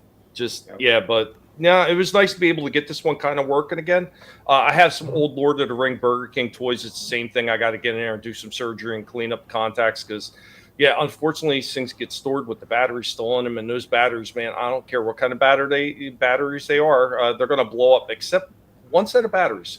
So 2009, picked up the re-release of the G1 Optimus Prime that came with a sound box and a comic and all that stuff. Had the original batteries in it, and I had opened it up over 20 some odd years later. Original batteries not only still worked and never leaked, but they were still at 100%. I was like, I couldn't believe it. I was like, what the hell kind of batteries were these that Hasbro freaking acquired to put in this damn toy? Well, I've never heard of batteries lasting that long. Yeah, that's amazing. Yeah, it's super rare when you can find stuff like that. Yeah, he had an uncle that was really enjoyed it, and he said he's really good with making his own tracks. Yeah, it's cool stuff, man. I still have my old Tyco racetrack I got to try to put together, but unfortunately, it's one of these things, if you're a collector, you know, or you should know, plastic and rubber figures do not mix. Especially if it's an old school rubber figure, it will literally melt into the plastic. And unfortunately, that's what happened to some of my Tyco racetracks. My dad threw like old rubber mummy figures and stuff like that I had. He threw them in with the damn tracks, and they just melted right into the tracks. And you can literally take that rubber figure and pull it out. It'll stretch and everything, but it'll pull right out of the plastic, and you just have a big melted mess of where it was in the track. Holy shit. Yeah, it's ridiculous. I've showed it off before with a few other figures. Like there was a rubber Batman, one of the bendy wire ones, and it was next to this little alien guy that came from one of his like brain something shops that used to be around, and the little alien Batman's hand wound up on its butt, and it melted right into his hand. So there's a Batman handprint on this little alien figure's ass. It's kind of hilarious. Listen, I feel sorry for Robin. Yeah, like alien blood spilling on the toys. Hello, Janet, man. I hope that you were doing well. Thanks for joining us. Hey, yeah. Janet. Oh no. But yeah. So I got a review here for you. It's another older figure, and I'm kind of suspecting that Hasbro's probably going to re-release this one. This one I wasn't sure what to expect out of this figure because it was sitting in the back for so long, but I finally got to the review. I was not disappointed with this one, and that is actually something to be commended at this point because there just seems to be so many disappointments coming out of Hasbro lately. But once again, this is an older figure. This is from Earthrise. So let's go ahead and get into this. I don't know how many of you guys seen this figure, but man, I thoroughly enjoyed this Transformer figure. Helmet, take it away.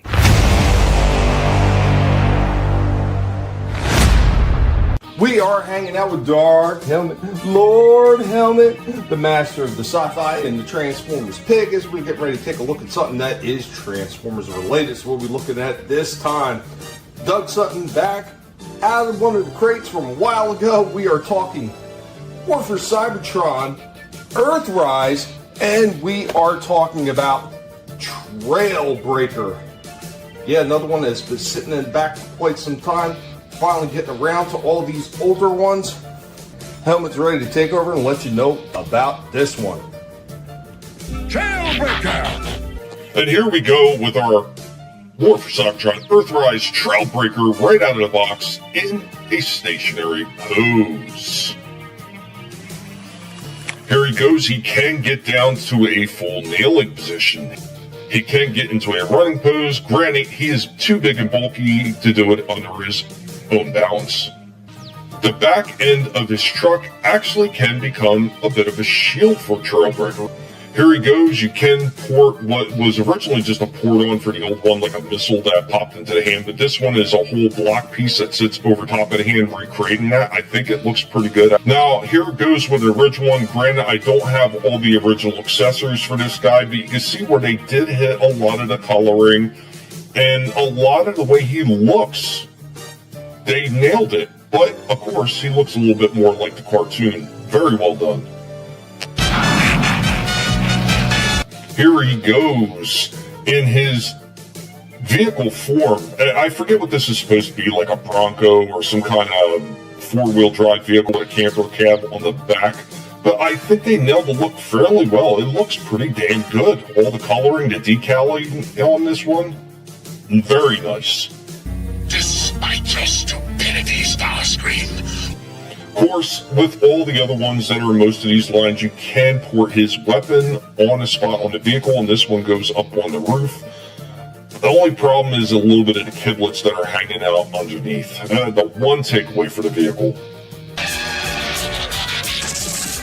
Looks like I'm gonna have to use force on you, pal. Here we go with the final pose and our rundown on this War for Cybertron Earthrise Trailbreaker. A lot of good articulation on this. There's a few takeaways with the door panels coming down on the arms and the kidlets in the vehicle form. A few of the panels do feel a little bit on the weak side, but nothing broke, and everything does snap into place as long as you line it up properly.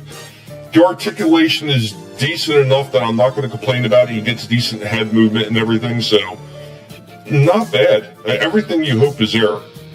The best we can give this one is a 9 out of 10.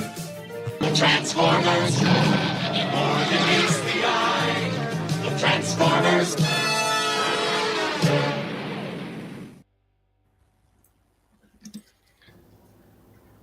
Dude, super happy with that one. Like I said, a little bit of kidlets in the bottom. Door panels kind of getting away in some of the poses, but it's not too bad. But I mean, overall, the look, yeah. Thank you for talking about the poses, man. I thought that last pose looked really good myself, and I usually don't surprise myself very often, but I really like that final pose. Yeah. But he is, I do believe he's a solid 9 out of 10. Really well done figure, and if they're going to re-release him and that figure, I wouldn't be disappointed in that at all. I mean, it was decent articulation all the way around in that thing. And it's a Toyota Hilux. I don't know why I couldn't remember when I was making the video, but I just didn't remember at the time. Yeah, it's a Toyota Hilux is what that vehicle is. But I thought it looked really good, even compared to the old one in the cartoon, man. Spectacular job on that one. No worries, Dino. No worries, man. Nobody is beholden to have to stay here the entire time. Everybody comes and goes as they please, man. I do appreciate everybody that comes in and you spend your time here, because you could spend that time anywhere you choose to spend it here. It is greatly appreciated. Thank you very much. But why am I always here at gunpoint? I think you're lying. And that's a whole different story. We're not supposed to talk about that on air, Vinny. Sorry. Yeah, Vinny. Damn it. Sorry. See, now I'm going to have to send the pigs back over there to straighten you out again. Why is it always got to come down to this? Hey, guys, did you hear McFarlane's finally doing the Joker from '89? Son of a bitch. Oh, my God. Are they doing the Nicholson Joker? Yeah, it's unbelievable. Holy shit. We'll have to show photos later. Going back to the future. Oh, shit. I'm just joking. I do got I got a cool review coming up too. Awesome. It's cool. Yeah, it's cool. Very cool. Yeah. Well, I got two things, and I'm going to hand it back over to you guys. So we got a character breakdown this week. So it's been a hot minute since I did a character breakdown on one of the figures, man. Yeah, man. I love doing these things. I like digging into some of this stuff. So we got one, and of course, I can't tell you what it is. I'm just going to have to play the video. So here we go. Big secret.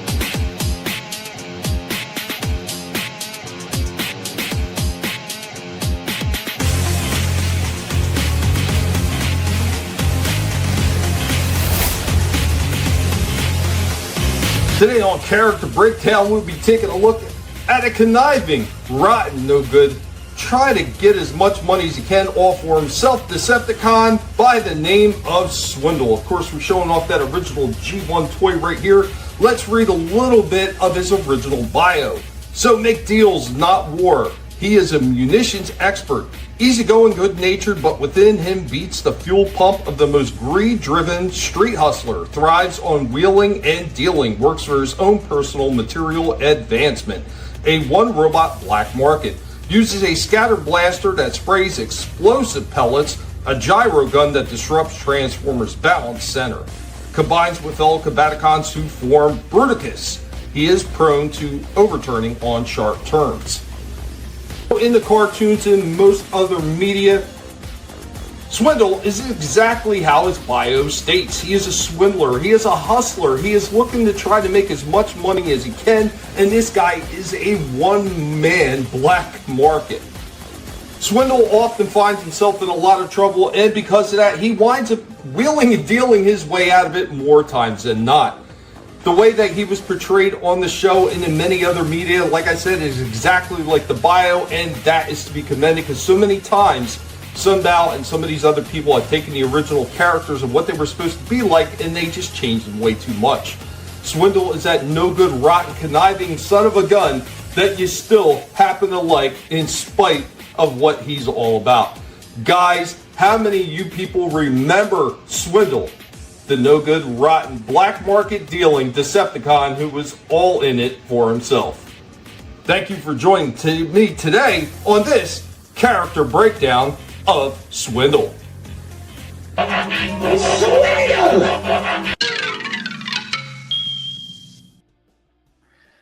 A year ago, I saw a third-party company tackled a Swindle. He looked phenomenal, but yeah, you know how it goes sometimes. All right, I'm gonna step back, guys. Yeah. All right, Slasher, you have a good one, man. Are you gonna run anything tonight or no? Taking the night off? Yeah, I'm gonna try one more fucking gaming stream, and if shit goes bad, then I'm just gonna stop doing games. Man, at least the internet completely shit on, like it just shit the bed. The internet was out in the middle of my fucking stream, and I actually beat the fucking game for once in my fucking life. I beat a game, and it fucking cut out in the middle of the goddamn stream, and I didn't know it cut out until the stream was over. So, what game was it? This game called Guerrilla War for NES. Oh, okay. But it's just, this shit's getting tiresome, and if it just keeps going over and over like this, I'm just giving up. I know how you feel. I mean, how many years have I been suffering through like incredibly horrible internet and everything, and I know computer blacking out. I know it sucks, but I mean, hopefully things improve. Usually these things do improve over time. Unfortunately, it always seems to be a lot longer than we anticipate. Just hanging there, buddy. I mean, I know things are really at the lowest that they possibly be right now, too. So. Oh, they just get lower and lower. I broke my fucking tooth on Sunday, so shit just keeps fucking. Oh, man, the hits just keep coming. But anyway, I hope things improve. Yeah, I'm doing Lucha tomorrow. If you guys want to chill. So. Yeah, dude, of course. All right, later, guys. Cool. All right, have a good one, Slasher. Thank you for being here. Thank you, Johnny. Thank you, Johnny. And RR says, remember him. Nice work, Tommy. Okay. Well, I got one more thing to show, and then Vinny, it's back to you, buddy. So we got a commercial break, and of course, you know what that means. 2 Transformers in a row. What do you think the possibility is it's going to be a Transformer commercial break? I wonder. How do you think this pig's mind works? Chances are high. Yeah, the chances are high. Here we go. Your commercial break.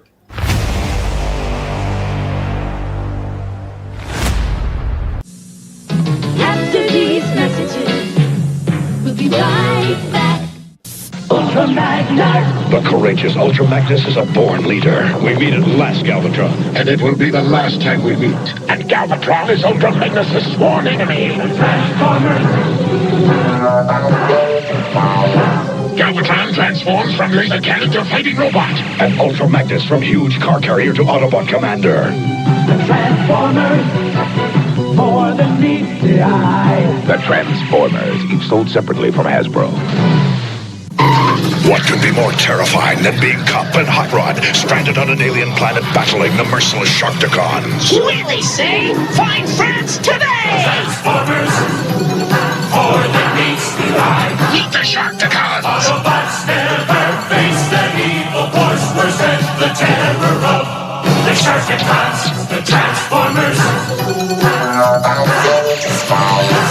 The Transformers, each sold separately from Hasbro. Look!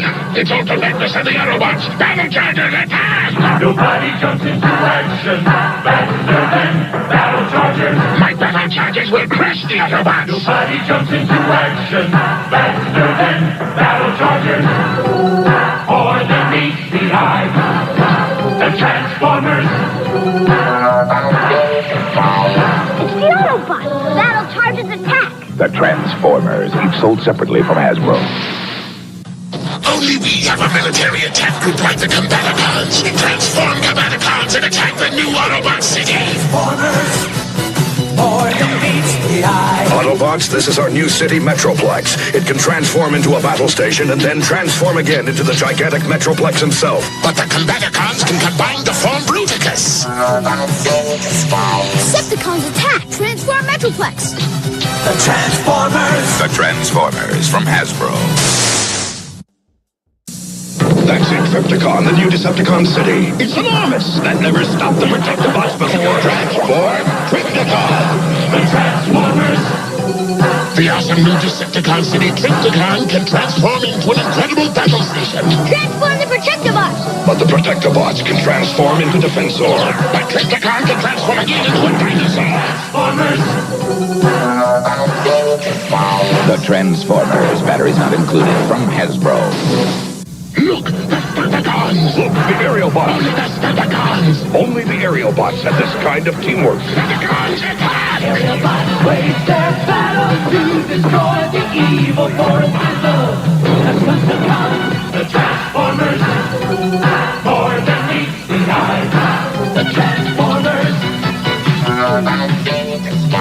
Nobody can stop Minosaur except Superior. The Transformers, sold separately from Hasbro.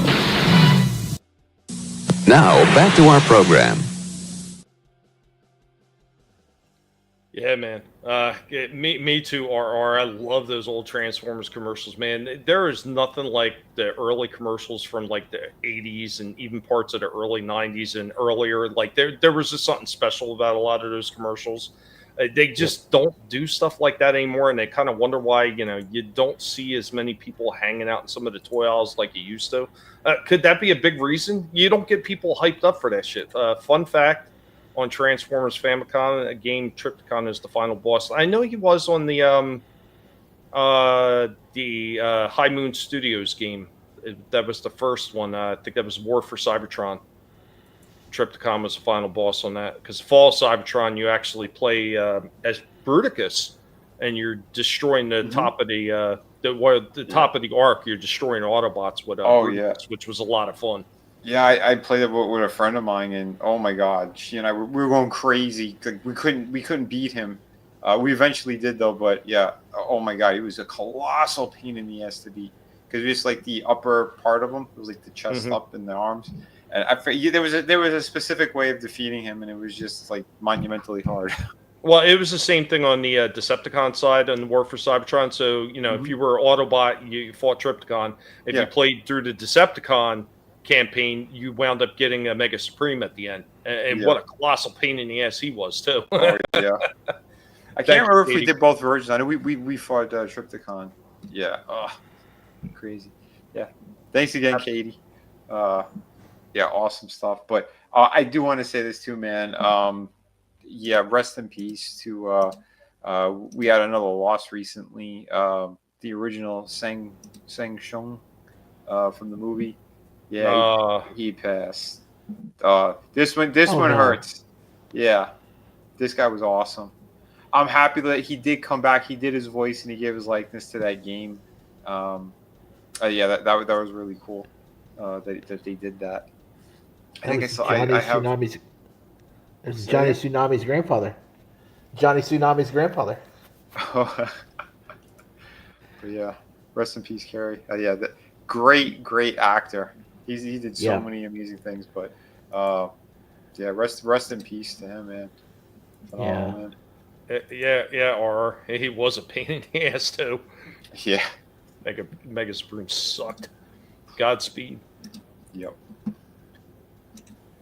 All right, we got since let's get back to toys. I got a review here. I finally opened this one up. This one's a shorter one because I figured there's so many people who did the review on them anyway. And we got a ton of Wolverine figures as is. So I figured let me open up the Weapon X version. And you got it. Yeah, pretty nice. Pretty nice stuff. Formerly designed McFarlane Toys. And I am going to be reviewing this pretty cool Wolverine Weapon X. This is the Target exclusive. One that came out about a month ago, I want to say.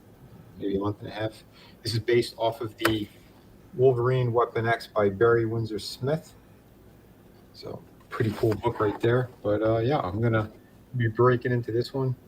Very over-the-top cartoony artwork. I think this is is it DNA? I don't know. I forget the artist who did that. But yeah, there is the back of the package. If you want to check out the info, hit pause on that. So here's that Wolverine. I know a ton of people have done a review on him already, but I just want to kind of do my quick one. That's why these are short. But essentially, yeah, if you've gotten this guy already in the past, this is just the same thing with pinless joints and more painted hair. He's got none on his back, well, just on the back of his arms a little bit, but most of it's all in the front. Still a really nice looking figure. We have alternate hands, which are great. I don't know why there's only one fist, but I do like that we have open hands with the claws. That was really cool. It's a good touch. And we do have this alternate head, which I'll try to punch in, get you guys a better look. And again, very accurate to the artwork, the Barry Windsor Smith art. And yeah, this piece could come off too if you don't want it on there. Although I think you're gonna have to paint to get the mutton chops connected properly. I don't know what the hell he did there. That's weird. Why would you leave a space like that? But that's Hasbro for you. Low quality. So he can't look up properly because of the hair, but he could bury the chin. This is a character that's supposed to be hunched down all the time, so you want him to be able to hunch down and look straight or forward. So that's piss poor engineering. I don't know who was behind that one, but butterfly joints works well going back, not so much forward. And there's space for it, but it won't go. All the other joints are pretty much the same. Alternate head, which does look pretty good. I took that weird metal contraption thing off of his face, the breathing apparatus thing, and it put the other hands on. These hands are fantastic. This is actually the John Buscema style face, and look. You could actually look up with this head or look straight forward. And just for fun, here's the Barry Windsor Smith head. Not too bad. Pretty good figure. Hey everybody, this is Vinnie. So I did chop it up a bit. I got a little wordy, and I'm like, I want to keep it 3 minutes. I don't want to do a big review on this one, but yes, I'm gonna do an updated version on this guy. I will be doing some paint on this dude. I think that helmet needs some work. There's no wash or anything on it, so yeah. I'm gonna dirty it up. Because that's the one thing that this figure was missing is that extra wash. And I think I'm going to do like a brown wash on some of the body. Maybe put some cuts and stuff on him. He got pretty messed up during that whole Weapon X. Yeah, he might be one of those pet project kind of things. But I think I will be doing a touch-up on him. If you take the head and you Dremel out the back, you think you'd be able to get a little more range of movement out of that? I think it's going to come down to cutting the hair. Okay. So yeah, because the way that it is, how it's ported in like that, the long hair kind of goes on top of like his traps. So like you'll get some movement out of it, but it's not where it should be.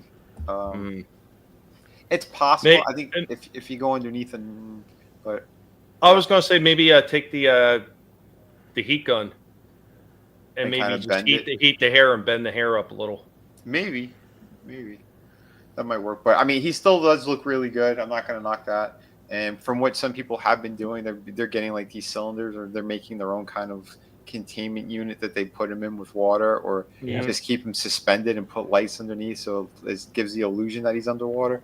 But yeah, that could be pretty cool. But yeah, That's for another time for sure. Yeah. Once again, a $10 billion trash bros, love and care for you. Yeah. I tell you Yep. what, though, the look on the body itself with all the musculature, especially in the legs and everything, man, that looks fantastic. They did a really good job on the overall body design. Yes, the proportions are great. The muscles, like it's there. It's all there. He just needs a little bit of a wash. That's my only gripe on the figure. Huh. Otherwise, yeah, phenomenal. And he's one of the ones I got on discount because when Shifty was telling us that they had a bunch of sales, and I got my emails and stuff too, I got him and Storm they were under $20 each. So Shifty in sales, you don't say the king of sales. I love it.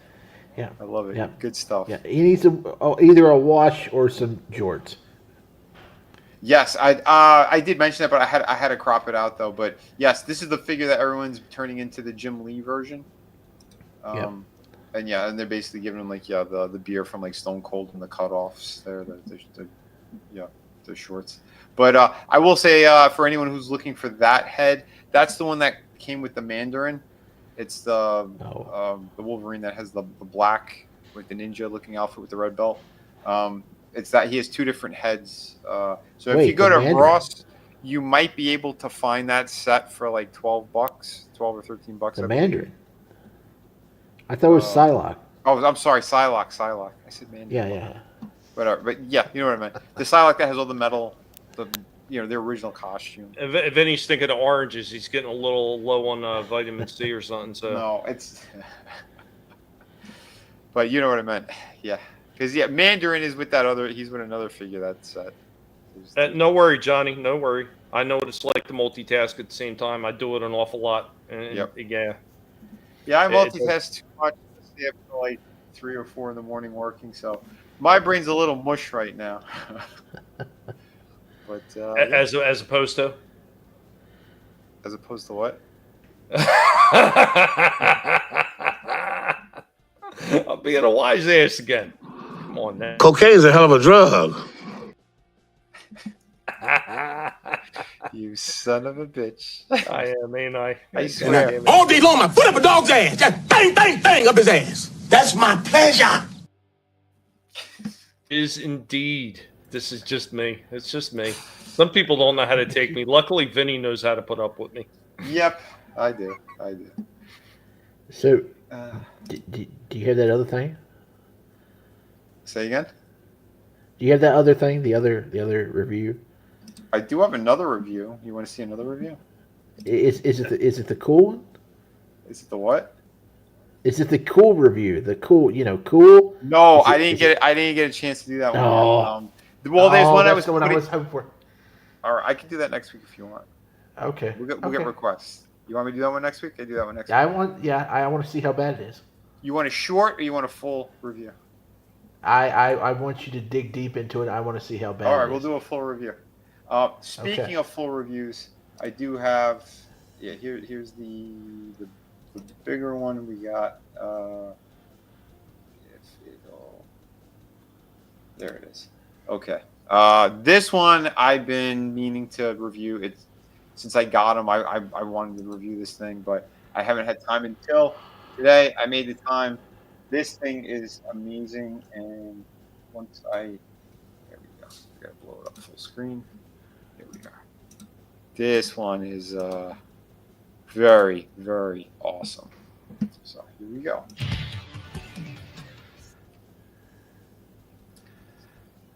Holy crap! Yeah. Where did you find them? This is Vinnie Art, former at a designer toy of store. Toys, and I'm going to be reviewing this Ultra Street Fighter 2 Vega figure from Jada, and I think they did an awesome job on this guy. Again, classic packaging, as if it's the arcade machine. There we go. We hit a lot of these already. I think the next one out is going to be Akuma, and then Balrog. I think those are the next two that are up. And yeah, this looks awesome. So we're going to review it. I know at some angles it looks like his face is kind of cross-eyed, but I don't know. We're going to open up and figure it out. But overall, I think this looks really good. And yeah, enough of the box. Let's open the figure. Right, so I got Vega open. Get a good look at him, and I think the sculpt work is fantastic. Like the body proportions are really good. Tattoo's nice. I think it's pretty accurate to the game. The muscles that are sculpted there, really good details. Paint's pretty nice. You know, it's more of a subtle thing. I know most companies, like, they're casting these things in the color, the main part that it's supposed to be, and then they're putting some of the paint. So, like, the legs are all casted in that purple, and then they paint the yellow. Yeah, I believe down to the calf, I think that's all purple as well, and then they put the white paint on it. But this part, like, it swivels there, so that's why. I mean, they're doing a smarter job about doing these lately. A lot of these companies are doing a pretty nice job. The one thing I do kind of miss is when they're putting more shade and shadow on the muscles, because that's the one thing when they cast them all like that in the solid parts, you don't really have it anymore. But it's all right, especially for Street Fighter, since those games, like, they're more on the cartoony side anyway. There's not like a ton of different variation. You know, yeah, you don't need to do super dark shading on the muscles and stuff. But anyway, I'm just going on about that. Let's get a good look. His face is pretty nice, although I think they missed a little bit of paint, like on the eyebrow. It doesn't go all the way to the edge, which I think it should. And depending on how you you angle him, he might look cross-eyed or it might look like straight on. That's the only gripe I have with that face, but otherwise it's nice. The hair itself, I'd say it comes down to the brow bone, and that's what's giving that illusion. Because when you look at it from either side, it does look pretty good. It's just the way that they protruded the brow, and then you have the eyebrow itself that is painted brown. But no, they did do a killer job. It's not as noticeable when you're messing around with them or posing them, so not too bad there. it's a very soft kind of plastic that they used. So like this whole top part, it's all one piece that's connected. We do have a wire in his sash, which is awesome. So you can get that in all different poses. Digging that. But yeah, let's do articulation on him. So he does have two joints, the one at the neck and the ball joint at the top. So not too bad. Obviously the hair gets in the way, but good range for the head. He does have butterfly joints that are very nice. Go all the way back, cross forward. He has the ball joint in the shoulder, so he can put his arms out. Yeah, I can probably push it a little bit further, but it is brand new out of the box, so some of it's a little bit tight. That's what she said. We do have bicep cut, double hinge for the elbow, and again, a lot of these joints are very tight when you first get it out. So just be mindful of that. He has the hinge there. He does have the diaphragm, but this one I might have to heat up because it feels a little bit stuck. Not too bad. I do like that kind of cut. He has more at the bottom though, so you get very good tilt. Again, you have to work that top half. Yeah, he's a very solid very figure. brand new figures. Well, I got him maybe 2 months ago. It was the first time I'm actually getting a chance to open it, so I do like the crouching that you can get him into. That's awesome. He arches back like all the way, so that's really good. Splits are nearly perfect. He does have the rotation up there. He does have the double hinge, and it goes past the butt. Like I said, he does have swivel that's hidden right in there. He does have your rocker with the hinge, and how well they hid that, Vinnie? Those kind of oh yeah, dude. Yeah, how well? Like how many times you see the Marvel Legends ones where you can plainly tell that there's a big cut right there, and it just looks like trash. Exactly. Here you go, Jada showing them how to do it again. Yes, and here's the other point too: is like look at the range that you could bend up forward. Usually they only do like back and with the rocker, but you could get the front part bending almost all the way up, so that way you could get him into a deep stance, and his foot stays completely level on the floor. That's another thing that Marvel Legends needs to look at. Hasbro, Trash Bro, they need to keep their eye out for. because again, like you're saying, Tommy, they're like embarrassing Hasbro at this point. Deep poses. It's going to look fantastic. Yeah, all in all, very, very nice job. Jade has been hitting home runs with these figures. Very excited about the new ones coming out. And these you can get your hands on a little bit easier than Storm Arena. Some of the Storm Arena is completely sold out now. So that's kind of wild. But there you go. So there's that. Since we're here, let's punch in and look at the alternate head.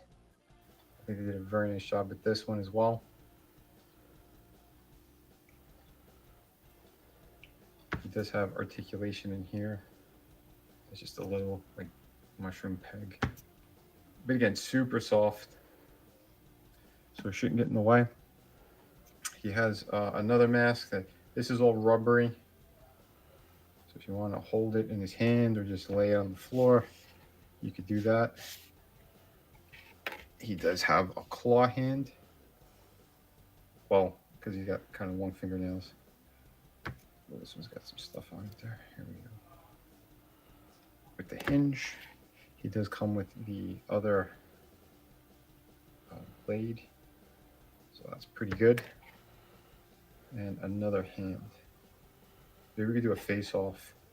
If I could get this on here with Wolverine, that could be pretty cool. I don't know. That's just a thought. Well, the answer is yes. You could get the other claw in his hand. So you could have your proper face-off against Wolverine. And that's pretty sweet. Nice. I love that they did that. Probably one of the best Wolverines out there. It's the Marvel vs. Capcom, the Game Reverse one. Badass to show you what they look like with the other figures. Here's the Captain America next to our man Vega, and here's how he scales or compares with the Juggernaut. That is a beast of a figure. Very cool. And we'll slip Wolverine in there again. There is some Capcom Fun. Very, very cool. Great set. Again, I am loving the stuff that's been coming out lately. It is just, it's killer. All around. Badass stuff. So yeah. I'll show you some more poses with them. But so far, I am absolutely loving this Vega figure. Jada Toys. This is probably your, I think, 10 out of 10 already. I think I'm going to say it. The reviews that I've done. So I'm going to be showing some more, but pretty safe to say that thing is epic. So if you haven't seen them yet, I would suggest running out and getting them. Very cool. Again, the range is incredible on this guy. Loving this stuff. Just some idea for some other poses and things, which you could do. Get a better look. Yeah, this is just, it's awesome. What a great job these guys did. Like I said, yeah, you can move the ponytail around.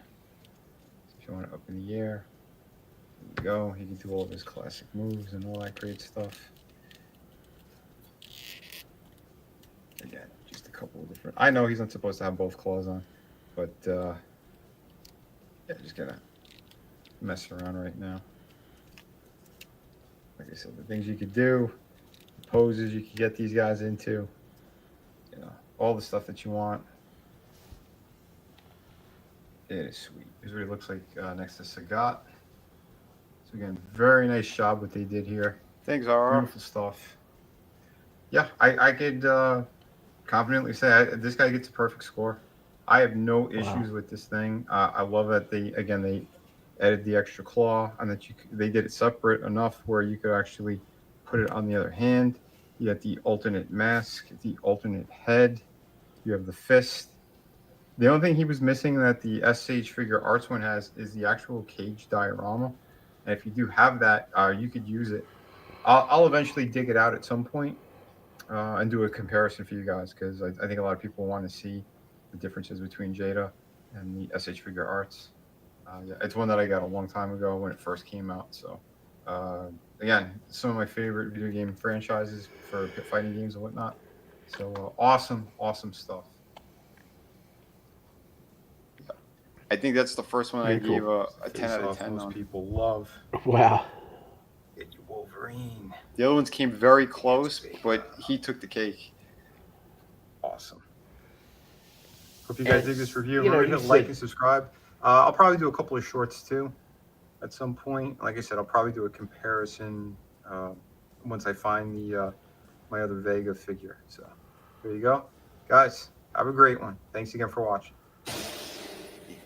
You said for people to... Oh, wow. Yeah, I did a couple. So. Be sure to pick up my volume. So there you go. Sorry, what was that? Hey, you said for everybody to run out and pick them up. I think it's more like you go online, try to find them online, because you can't really find these in most stores, and that's been the problem so far. Because Target started carrying them, then they quit carrying them. GameStop has them sometimes, but it's usually the older ones. And then Walmart, you can find only like the first batch at Walmart, and that even then it's a crapshoot. So. Yeah. If you're going to find them, you're going to have to probably hit up Big Bad Toy Store or Entertainment Earth. Yeah, most of my stores don't seem to be carrying any of these things anymore. I mean, for a while there, I was finding them left and right, and now it's like rare, if any, if I see any anymore. Well, luckily, like you did say, though, Big Bad Toy Store, they do have these are in stock almost all the time. The Jada Street Fighters. Actually, I'm going to check out Entertainment Earth because right now they have a buy one get 50% off on I think all figures right now. I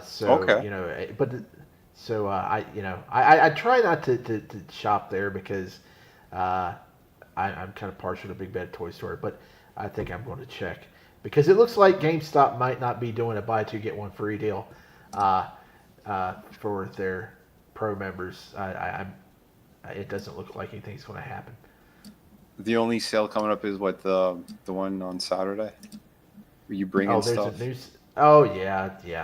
crappy thing. Yeah, if I do hear anything this weekend, I'll let everybody know. But yeah, it seems to be like they're just sticking to statues of Funko Pops this holiday season. Gotcha.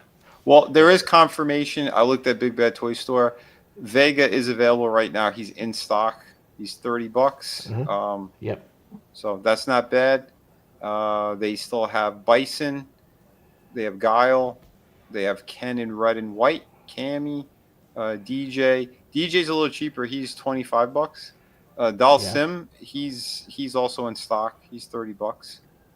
He was 25, but for some reason they raised the price up on him. Yeah, they're terrifying. I don't know why.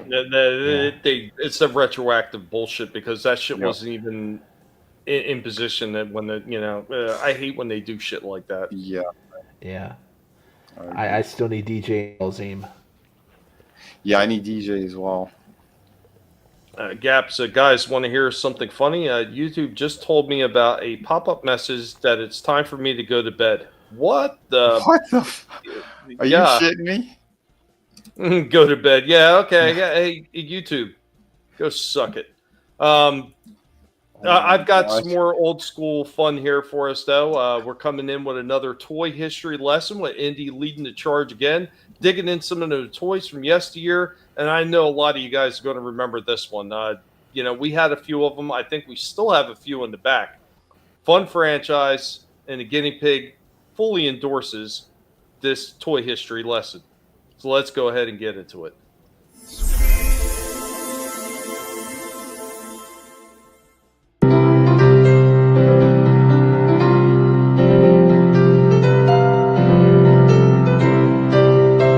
Welcome, one and all.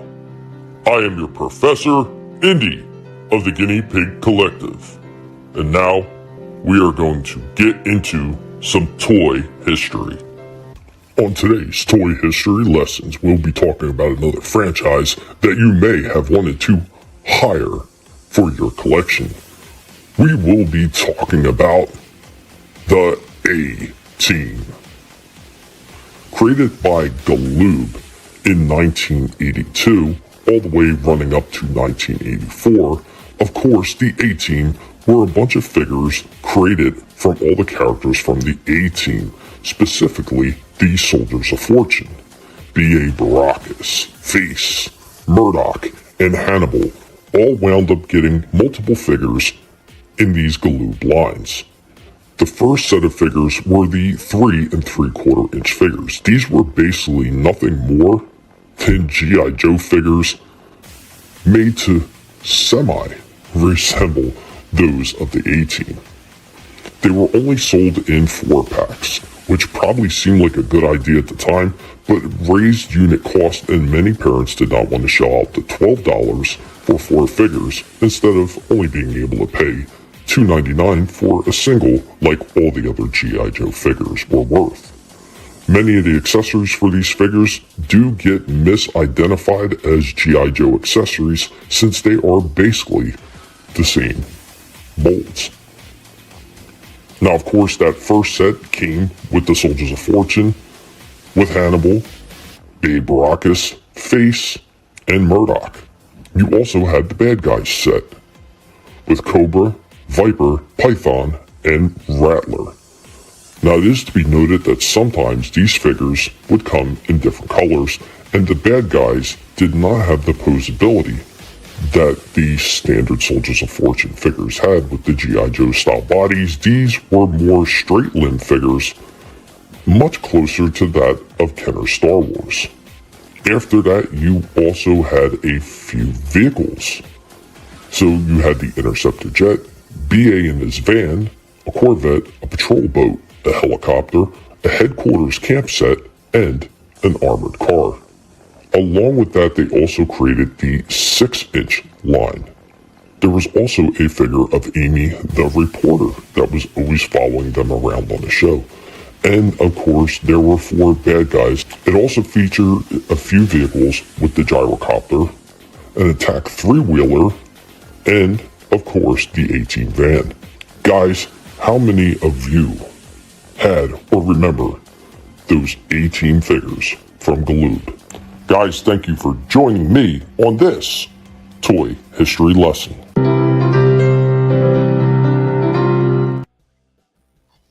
Yeah, man, I had those. I love those figures.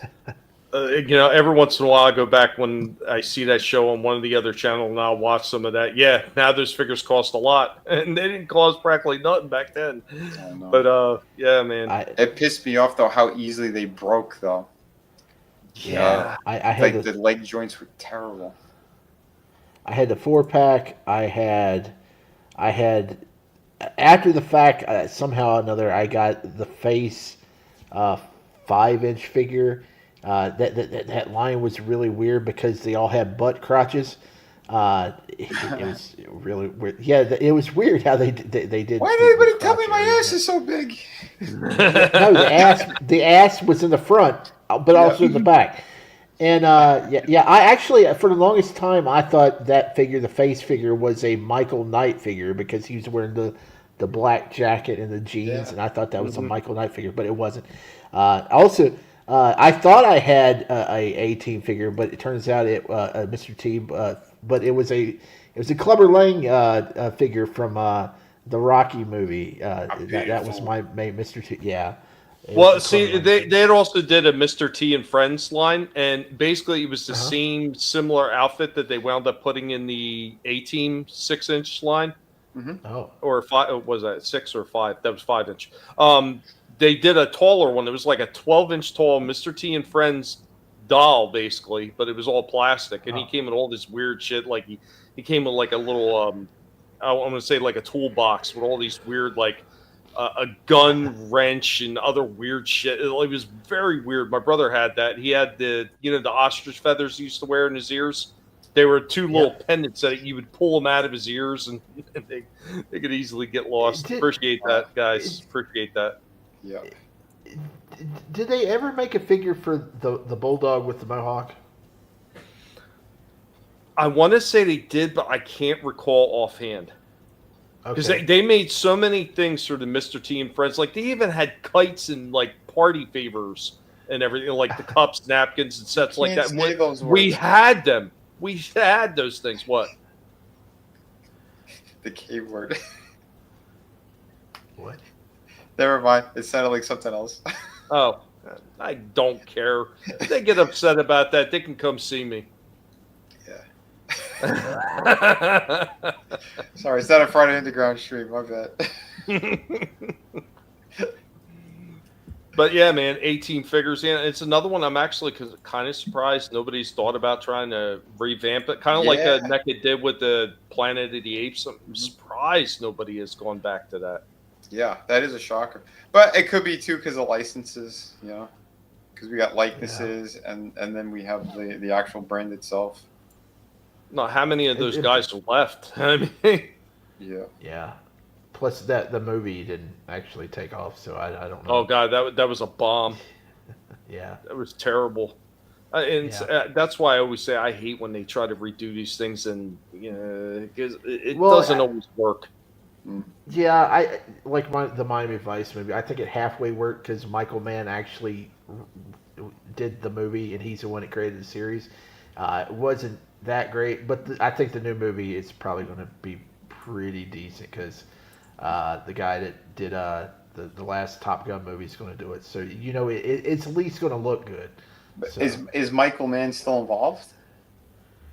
I don't know, but it's this next one's going to be set in the 80s. Actually, they're just basically going to redo the first episode. Oh, okay. So. Well, then they should bring back Ed O'Neill. Yeah, he was in the first season. No, I think he was. No. It was Bill Smitrovich, the guy from Life Goes On. Okay, I know Ed O'Neill was in it. Yeah, he was in like episode 2 or 3. Okay, well they should put him in there anyway. Why not? Yeah. Whoa, Bundy. But gonna break in now with a toy break. And we're revisiting a figure that we didn't have a chance to polish off last time. I kind of mentioned this briefly before the stream. So, guys, I hope you enjoy this one. It's Boom Boom time here. Hope you guys enjoy it. Oh, man, you're going to like this one, I think. I think. All right, here we go.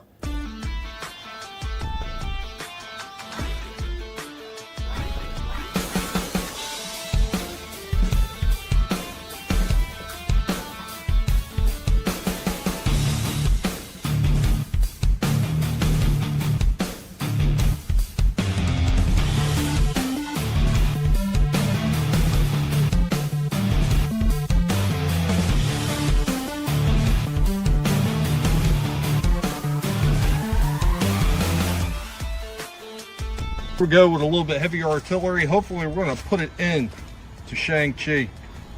Say a prayer, Shang-Chi. Here we go. We got this rifle pumped up to its max. Let's see what it could do this time. Let's get up and close and personal with this guy.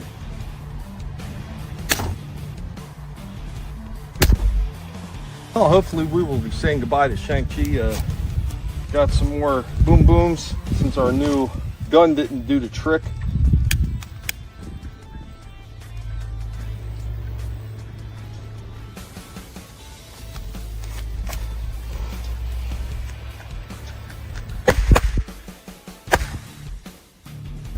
Well, the boom booms didn't do a whole lot of damage to him. Did blow off his finger or his thumb. Did crack the rest of the hand. But other than that, didn't do any other damage to him. I think we gotta step this up. We need to do more. And with this, hopefully we will be saying goodbye to Shang-Chi.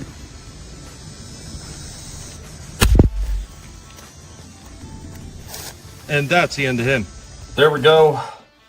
Single shot, the old 22. And that's the end of Shang-Chi. Yeah, it just blew him completely apart with that one single shot. Now we have another head for the collection. Finally, we did come back and we took care of Shang-Chi. I will say what an utter disappointment the Legacy 1000 by Crossman was. This pump barrel rifle goes up to 12 times, supposed to get 700 feet per second on a BB and up to 1,000 on a pellet.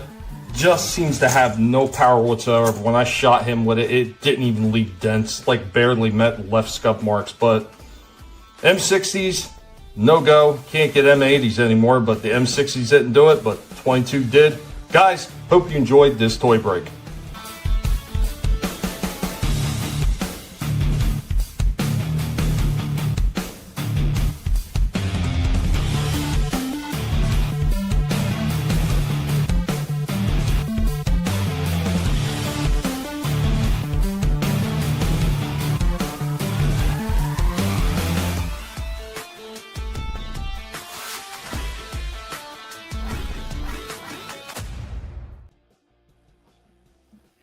I did enjoy that. It was oddly pleasing, wasn't it, to finally see him go away? Oh, that was excellent. And if you want more, Shang-Chi figures or Black Panther figures, supposedly they're only $1 now at Ollie's. It might have been only for Black Friday. I don't know, but I saw something on Twitter. Somebody had posted a picture of a sign that said Shang-Chi and Black Panther figures only $1 at Ollie's. Thanks, guys. They have a very satisfying segment. And yeah, and the old 22 for the win, man. Old rusty, dusty 22 on mine. You know what's kind of funny is I probably could play with some of those Shang-Chi's with the 22 because I have something I don't even know if they make them anymore.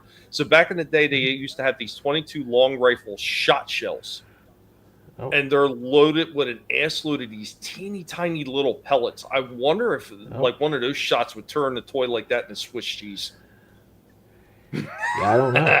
Yeah, that'd be interesting. Surprisingly, that 22 sounded quieter than the freaking M60s. It did. It did. That was glorious, though. I did enjoy that. And like I said, another head for the collection. The collection is growing. These things that we're getting rid of, these garbage ass toys. I tell you what, though, for a cheap piece of junk like that Shang-Chi figure, man, like RR said it, that thing is tough. Yeah, I'd say so. It was super disappointing that Crossman, I just picked it up. Wasn't a very expensive gun. It was pretty cheap, but it's supposed to be 1,200 feet per second on the pellet. 700 or so on a BB, which is almost double the M1 carbine. The carbine did more visible damage than that damn thing did. It was very disappointing. So I think I'm going to contact Crossman and see if they can't replace this thing because I think there's something wrong with it. Yeah. So have you been to Ollie's here lately? I mean, did you happen to go during Black Friday week or? Well, I went after. I went like a Tuesday or something. And they had practically nothing. Oh wow! Yeah, they man. Last year was like, yeah, go to Ollie's, and this year nothing.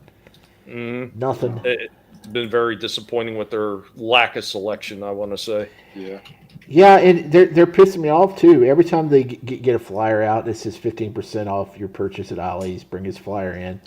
If you're on their email mailing list, they will get on your butt every single day, sending you a message saying, hey, have you spent your 15% coupon yet? Hey, you know that 15% coupon you got? Oh, you know that 15% coupon you had we sent you? You might want to use that. And they'll do it for like the 20 days up until, it goes bad. It's annoying as crap. You're going to have to give me more than 15% to get in the store. Yeah, you know what? You should be able to have a reply. Well, put something in the store worth getting 15% off. Right. Shit. Yeah. I mean, other than buying more toys to shoot at and destroy, yeah, there's not a whole lot else in there I really want. Oh shit! Well, Tom, I'm waiting for them to drop the America Chavez figures down to $5. And I'll load up on them because those are great customizable bodies on those figures. Also, there was an Egghead. I was in there last time. I saw Egghead, and I was going to buy him because that body would be a way better body for the Bruce Banner in that Hulk 2-pack that we got. And I was going to get and swap the heads out. But they had a line out the wazoo, and I was like, I just threw it down. I said, nope, well, I'm leaving. I'm not standing in line for an Egghead. So, yeah. Egghead? Which Egghead? The Marvel Legends Egghead. I don't remember what that one looked like. He has he's got like a scientist body, and he's got a cone head. Oh, okay, all right, yeah, I do remember now. Okay. Yeah. Gotcha. Ah, shit. Oh, there was something I filmed for you, Shifty. Oh wow, okay. Yeah, it's a quick little toy hunt. I don't know if you. Well, hopefully I don't drop. Well, yeah. I don't know if you've seen him. He's out. The Obi-Wan. Who? Obi-Wan Kenobi. Oh yeah, I don't buy like new Star Wars figures. Oh, okay. I usually get them when they're cheap. Mm-hmm. Yeah, he does look cool though. Yeah, the likenesses are fantastic on these now. But I just I would have dug that. He dropped out, didn't he? Yeah. Unfortunately, every time he's getting ready to make a point, he's like, Right. I got so excited he got silent. Oh, there he is. You're back. Did I drop again? Yeah, you dropped. Yeah, I try not to buy the new Star Wars figures for especially for $30. But last year I did buy a 3-pack for it was only $75. It was the Duel of the Fates set with Obi-Wan, Qui-Gon, and Darth Vader. Not Darth Vader, Darth Maul. So I got that one. But yeah, these things are too high. They're too high. Yeah, I agree. I agree. Well, that time I told you, I saw the Anakin. He looked fantastic. I was very tempted. I'm like, but not at that price. Not at that price. No way. No. But a lot of these things will go down in price on Big Bad Toy Store or other areas. You just got to catch them if you're still a Star Wars fan. So yeah, there you go. I don't got anything else. But yeah, that was the last. I am kicking myself though because they had a 2-pack of it was a clone trooper and it was Yoda, and he came with a little chair, and he was the best looking Yoda figure you would have ever seen. But the set was like $60, $70 some, and I was like, I can't do that. And it sold out on Disney Store, and I don't think they're ever going to put that figure back out. And he looked fantastic. It sucks that you can't get a good Clone Wars era Yoda. They never put one out. They never put one out in the Black Series, except for that. They put out a holographic one from like the original trilogy. They put several original trilogy Yodas out, but they never put the prequel trilogy Yoda out. So yeah, except for that one instance, and it was in a 2-pack. Shit. Yeah. Unbelievable. Well, guys, Crash I do have Bro. Yeah, tell me about it. I do have a couple more things. Actually, have it coming soon. It's something that I didn't think I would find, so I'm going to show that, and it actually winds up being in my toy hunt that I'll be showing right after that. So, yeah, this one would be coming soon. Didn't expect to find it, but here we go.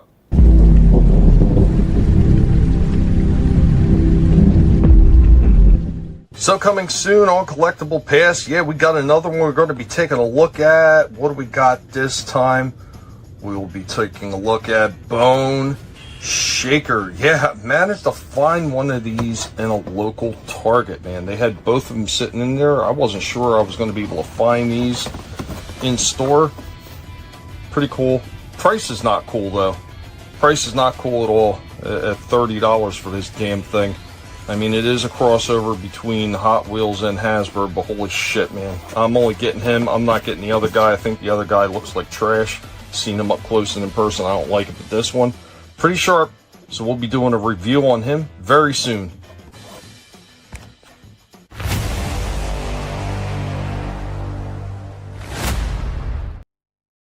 Hell yeah, dude. And What that's section the was one he I by wanted. He was in the regular Transformer section. No shit. And I'm going to be showing that next in the toy hunt. So I'm just going to go ahead and just get into that real quick so you can see how many they had. And yeah, the other one, taking a good look at them, they looked good on the promo shots. Up close and personal, I don't like the other one at all. I have no interest in him whatsoever. Gotcha. He does look good in the package. I can't wait to get him out. Yeah, this looks beautiful. All right, here here we go to Toy Hunt, and you see all the stuff that this Target had. There is a little bit of lack of some stuff, but they did get some new stuff in, so that was a little bit of a promising thing, especially as we're getting ready into the holiday season. You should hope to see that a lot of these stores are going to be getting stocked up with shit. And it's, while they're getting new stuff in, it's still a bit of a lack as far as I'm concerned. But let's go ahead and get into the Collectible Past Toy Hunt. Yeah.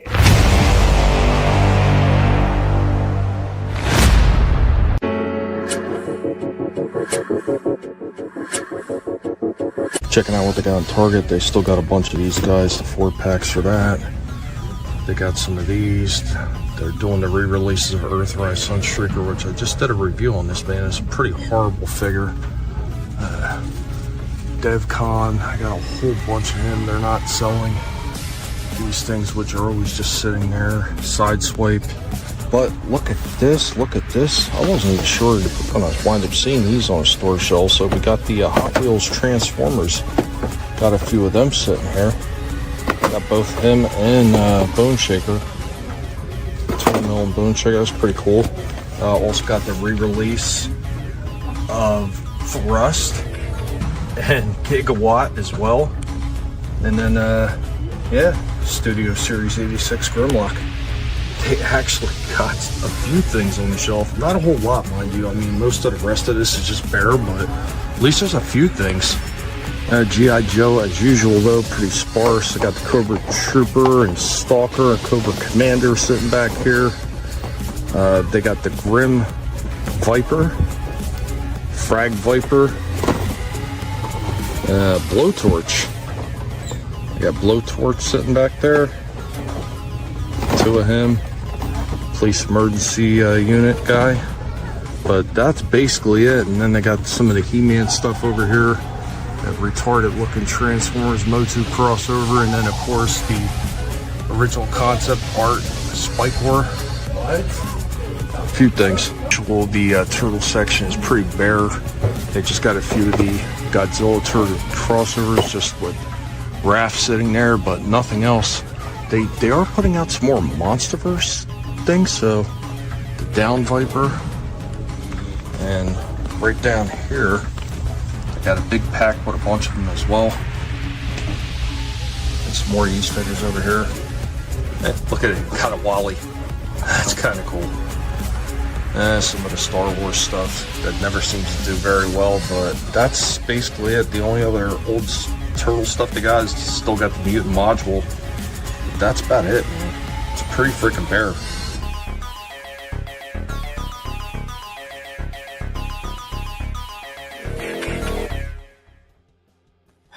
Oh my god, that Wally just had me cracking up because when I was in Target with my brother, we were walking through an aisle. He saw it, he hit the button, and it makes the saddest sounding. I was about to say that. He rips a fart so loud you can hear it like 4 lanes over. Dude, we busted a gut as we were leaving that store. Thanks, R. Yeah, I was kind of surprised to see the Wally. The Toy Story stuff, it seems to be a yearly occurrence now that they're bringing them back over and over again. But yeah, a lot like the Turtles, man. Oh, crap. Like Barrett, like all those Godzilla turtle crossover figures minus Raph, they were all gone. And I know the last time I was in there, they were stocked to the gills with those damn. They sold out quickly. If it wasn't for you, I wouldn't believe those even existed because none of my stores carry any of those the crossover with the Monsterverse stuff. Dude, I can see why. I mean, if your store gets frequented quite often, man, they disappeared off the shelves very fast. Yeah, very fast. There's not even a slot for them. It's like the regular kind of turtles that we always see there, and that's about it. And the Mutant Mayhem garbage. So, yeah, as far as Transformers, like I said, they had a few new things in there, which was kind of cool to see. But you've seen all the empty shelf space that was sitting there. Oh yeah, it just bad. Like, and you know, going into this time of year, like the turtle section, like there's empty slots all over the place. Some of the new Monsterverse things that they got coming out is kind of cool, but since there's no like upcoming movie just yet, I mean, I know they're talking about a movie's going to be coming soon, but I mean, where's the hype? You're still doing stuff for the last movie. I mean, yeah, damn, you know, like seriously, like it's sad to see, really. the lack of stuff going into the holiday season. Yeah, a lot of space, dude. A lot of empty space. That I didn't even bother going over to the NECA side. I didn't even care. That AT for the Micro Squadron series that you showed there, they had that at Walmart, and then they like clearanced it out for some reason. And now they re-released it, and that's pretty cool because I missed it the first time. They had clearanced it out at my Walmart, and it was clearance for $27, and I wasn't collecting that stuff at the time, and I don't really bother with Micro Squadrons. I get the Hot Wheels stuff, but the Hot Wheels snow speeders, I think they would scale really well with that particular sized and I missed out when it was $27 on clearance, so I'm going to keep my eyes peeled and see if I can get another one if they get cheap. I think they would scale pretty well with it. The snow. Well, I mean, usually Target does run some pretty good deals around the holidays, so hopefully they're going to have some good deals on all the toys and everything, and maybe you'll be able to get it for a steal then. Mm-hmm. Yeah, my only problem is, it's plastic. Of course, you're not going to get a die cast at that size, but it would be nice. No. Yeah, even discounted, you'd be selling things off, kidneys, maybe a liver. Oh yeah. Oh, by the way, Shifty, I forgot to tell you too. I saw on another toy review thing. Apparently, Walmart is starting to get more of those Street Fighters in. Right now, they do have the wave. Yeah, they have the wave with Cammy, Guile, and DJ. Yeah, well, they say they do. Mine doesn't. No. I seen the guy doing a toy hunt. Yeah, but once again, we're talking about local problems. Yeah. Well, like I said, they're starting to hit at least. So. Yeah, like my Walmart, jack shit. I've seen people show I've seen other people show like big Transformer section. Mine has jack shit. They just have like the garbage, cheap looking Earthspark things with like a G2 colored Megatron and a couple of the Blokies, and then that's it. That's literally it. They have nothing from the newer, any of these lines whatsoever in my Walmart. Nothing. Yeah. Well, it's crazy because you got to go to some different ones. They are definitely the demographic in certain areas. They'll have completely different shit. I told you, like I've only seen, the first three, Chun-Li, Ryu, and the Bruce Lee knockoff, Fei Long. I've only seen them at like two of the Walmarts, but lately it's only been Chun-Li. But I went to one that I don't normally go to in a different area, and they had Bison, Dalsim, and Ken. Oh. So, and it's stuff like you said, like if I hadn't gone to the other one, I would have never even known that they were putting them on shelves. I need to go outside my area to look. Yeah, go outside your bubble. You might find. Yeah, that's what I need to do. We got something like 4 Walmarts in the general area in less than 40 minutes. So I know there's a couple a little bit further out that are the big, huge Walmart super centers. Yep. I might be able to find some better stuff in one of those, but it's just finding the time to go out to one of those. For sure. My Walmart, they stock some new WWE Elite figures, and man, they're so nice, but they're like $36, and I'm like, yeah. They had a real nice Eddie Guerrero in purple tights, and they had like 3 or 4 really cool, well sculpted heads, and Latino heat shirt, and I was like, man, that will look nice, but I had passed on. I tell you what really looked nice. They had a Tiffany Stratton figure, and she, wow. Man, if I could get her cheaper than $36, I would have picked her up real quick. But yeah, I said the same thing. What's his name?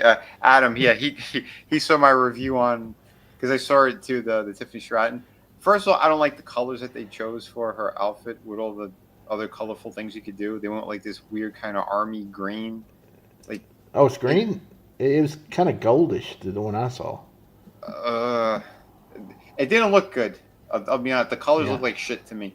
With all the other, like, do it with the white, with the pink, like, that would make more sense. That would look a lot better, more appealing on a shelf as well. I don't know why they chose what they chose, but yes, the figure is very gifted. It looks like if she fell forward, she'd bounce back up on her feet. Yes, very gifted. The gifted figure, very gifted. Very gifted. Yeah. Hey, listen. I don't know if we talked about this on air. We talked off air, but when we was going through the sales stuff late last week, for y'all that don't know, we sit around and talk till like 2 a.m. sometimes after the show, and we was just going through the Big Bad Toy Store sales ads last week on their website, and they do have some good stuff, and some of it's still available. They got a Razor Ramon figure. The Razor Ramon that I showcased earlier this year, and I paid like $36 for it. They got it for $23 right now on Big Bad Toy Store. That's a steal. It's a steal, and it's a great figure too. Go get it. Also, and Tommy can back me up on this. They have a badass Skeletor. All with the throne. It comes with a throne. And it comes with flames on the side of the thrones, and it comes with like it's like 6 or 7 different colors that you can change the lights to. Oh my God, it's like $52, $56, and it's like it usually goes for $69. It is amazing, but I can't get into Master Universe right now. I can't. There's that 40th anniversary one that they re-released with the nice paint job that it showed that time. And Tommy and I, we both wanted, but. Man, again, got to rob a bank or something. I think I don't know.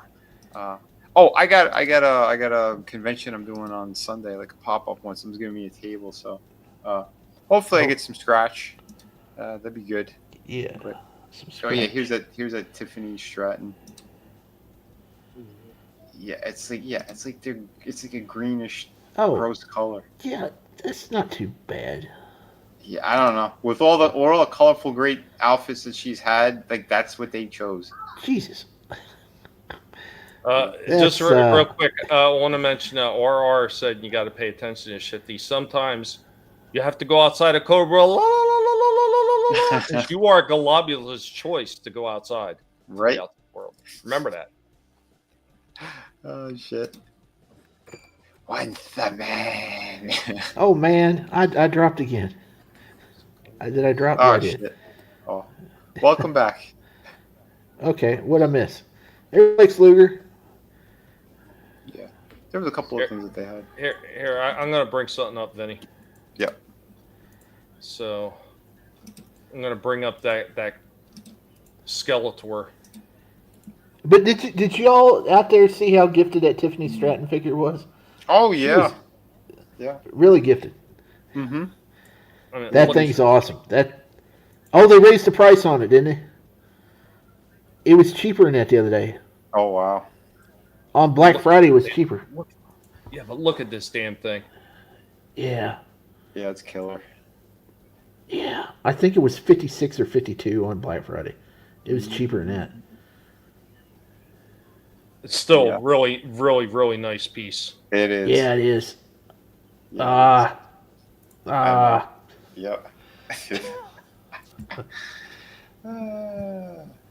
I still want it. Cocaine's I do too. Yeah, that's You're gonna have to break that other line thing, and once you break it, there'll be no going back. I can't. I mean, I did give it some wiggle room for the Thundercats. And I gave it just a tiny bit more of a wiggle room for that $3.80 buzz off that I got in my pile of loot, but that's it. They also had they had Clawful too at a really good price. Yeah, I just like Buzz Off. I liked him when I was a kid. That's the one I liked when I was a kid. I need to get Orko. I had Orko in my cart at Walmart about a month ago, and I was like, no, I passed on it. Yeah, that Origins Orko is a pretty damn nice one too. I have that. I showed that off. Both of them. Nice. Both of them are great. Oh, what, the new Eternia one? Well, no, they have the cartoon one, and then they have the one that's slightly taller. Oh, okay, yeah. Yeah, the one that's slightly taller. The one that's slightly taller comes with the base that would go good with Nightcrawler. Okay. Oh yeah. Guys, why'd you make me look, you sons of bitches? Yeah, they had they got the new attorney at Teal as well. She looks fantastic. Yeah. I know. And people said they were spotting these over at Ross for like, I think $10 or something. Yeah, they got that in Hordak. Yeah, I would love to get this thing for $10. Yeah, I have one that's sort of like that. But this is the classic look. Like that's the look that I want. Man, that looks good. Son of a bitch. Yeah, just wait till they get the license for DC and they just make like countless female figures and they sell crazy. And Todd's like, well, I thought I didn't think that they would sell well, and I thought that they wouldn't make. They don't make total money. They don't make total money. Yeah, you gotta do it right. I got a book called Spawn, and we don't like females in Spawn, so we got monsters, bug monsters with eyes and teeth. Tord is the Quentin Tarantino of bad takes of the toy business. Pretty much. That's what he is. Yeah, he really is. QT saying Paul Dano's a bad actor. Did somebody say Q to Banner? Yes. F Tord, no. Dude, I'm telling you, man, like if if he listened to his employees and the people that he hired to make sure that his company would do well, like myself, had he actually listened and done what we said, he'd make at least fucking 5 times to 10 times more money on top of everything else. And you Gap, you have a good one, Gap. Sorry, Vinnie. Have a great night. But yeah, dude, like I'm saying, just give the fans what they want. You know what'd be hilarious is if Mattel did that. If their first wave of figures were all those impossible ones that McFarlane was like refusing to do or not put out the right versions of. It's like Zatanna, Black Canary, Poison Ivy, Catwoman. It'd be hilarious if they come out of the gate with just doing like all the hot chicks that everybody wanted. It's frustrating because he is so it's not like he totally sucks. He's just inconsistent as hell. Because look at me, I buy a lot of his stuff still, even when I'm not expecting to buy his stuff. I bought that Nateri Avatar figure. It's great looking. I didn't even expect it. I mean, I didn't even know it was a McFarlane until weeks later after I picked it back up and saw that it had the logo on it.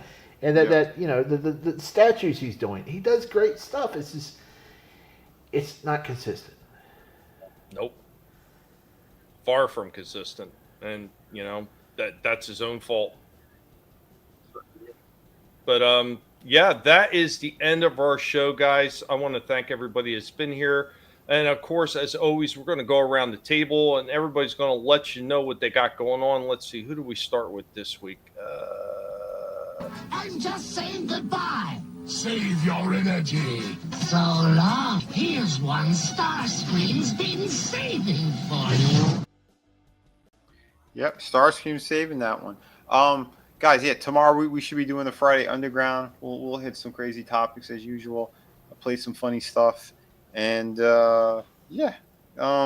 Sunday, like I said, if anyone is in the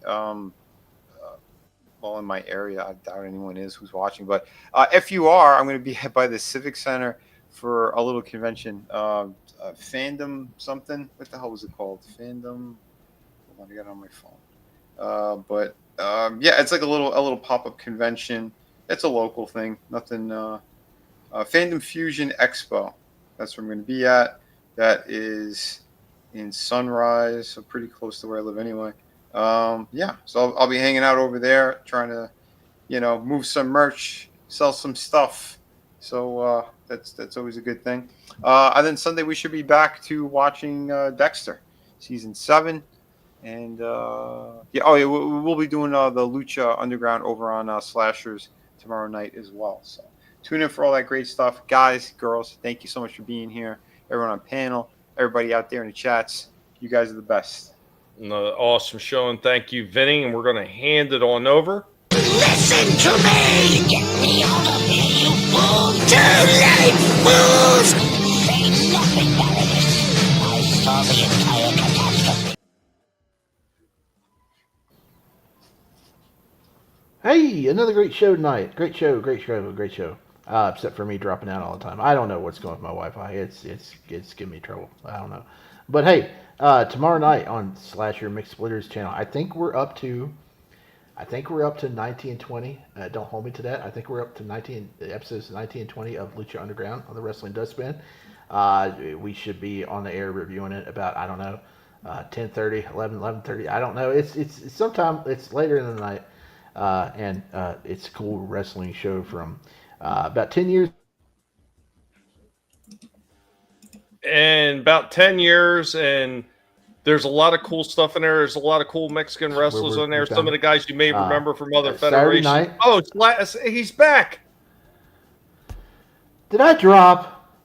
Yes. Oh no! No, I said absolutely a lot of not. No, that never happens during the show. Oh, now I got to repeat what I was saying. Hey, did you know McFarlane's going to release a Joker figure with Jack Nicholson? No, I didn't say that. I showed that already. Jeez, unbelievable! Look at this guy trying to steal my thunder. No.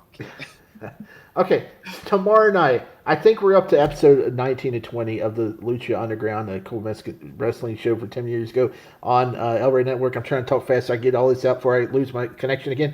And we'll be on the air on Slasher Channel like 10:30, 11 o'clock.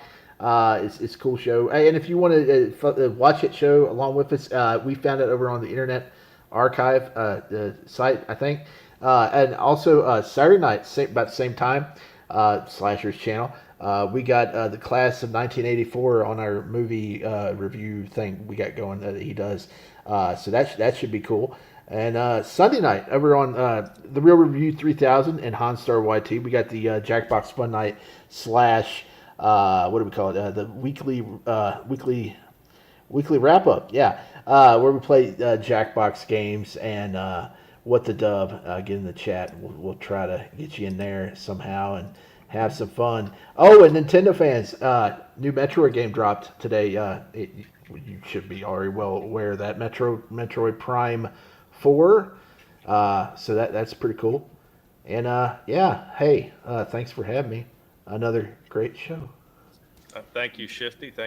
I'm glad you were able to get everything out this time before you drop. Yes. And of course, we got one last person to get to. Not bad for an old timer. Old timer. Yeah, it is me. It is the pig, and Stripe, who hardly wants to move at all because he's being a lazy button, right, Stripe? But guys, thank you so much for being here. You could have chose to spend your time anywhere, but you chose to spend it here with us, and it is greatly. I figured since Shifty was going real fast, I'll go real slow and just kind of throw everything off. No, thank you so much for being here. You could have spent your time anywhere, chose to spend it here with us, and it is greatly appreciated when you spend your time here. And especially for all the people that are hanging out in the chat and always participating, man, it means so much to catch all your comments and everything you're saying, adding to the show. I cannot tell you how much that absolutely means, especially with all the nonsense that has been going on with YouTube lately. YouTube is trying to sink the ship, and the Titanic is going down because it's full of water. There's more than 5 bulkheads that are filling up right now. So, guys, thank you for being here. As always, we are here every single week at 8:30 p.m. Eastern, 5:30 p.m. Pacific, having fun, showing off the things that we want to show off for that week, delving into the toys from the past, and just having some fun conversations and have fun conversations with you, and being able to engage with you and be able to talk about some of these things that we love really does mean the world to us. I cannot tell you how much I really do appreciate it. Old Pigger. Stripe is a lazy butt, man. YouTube, man, that you are screwing it all up. And if you fall, I'm not going to feel bad for it, quite honestly. I mean, there's other places to go. But guys, remember, if you're subscribed to our channels, be sure to subscribe to some of our alt channels. Most of our extra channels are usually listed in the description. If they're not, I will make corrections and add them as people tell me, hey, dumbass, make sure to add my extra channel in there in case YouTube nukes us all. So thank you so much for being here, and I hope to see you next week. What's going on, Ancient One? We're just wrapping up, buddy. Have a good one. Remember, we're getting into the holiday season, so be on the lookout for some good deals. Be on the lookout for good toys. Remember, you're always going to get quality and honest reviews right here from us because we are not paid shills. So, guys, take care, and we will catch you next time. Have a good one, y'all. Later. Peace.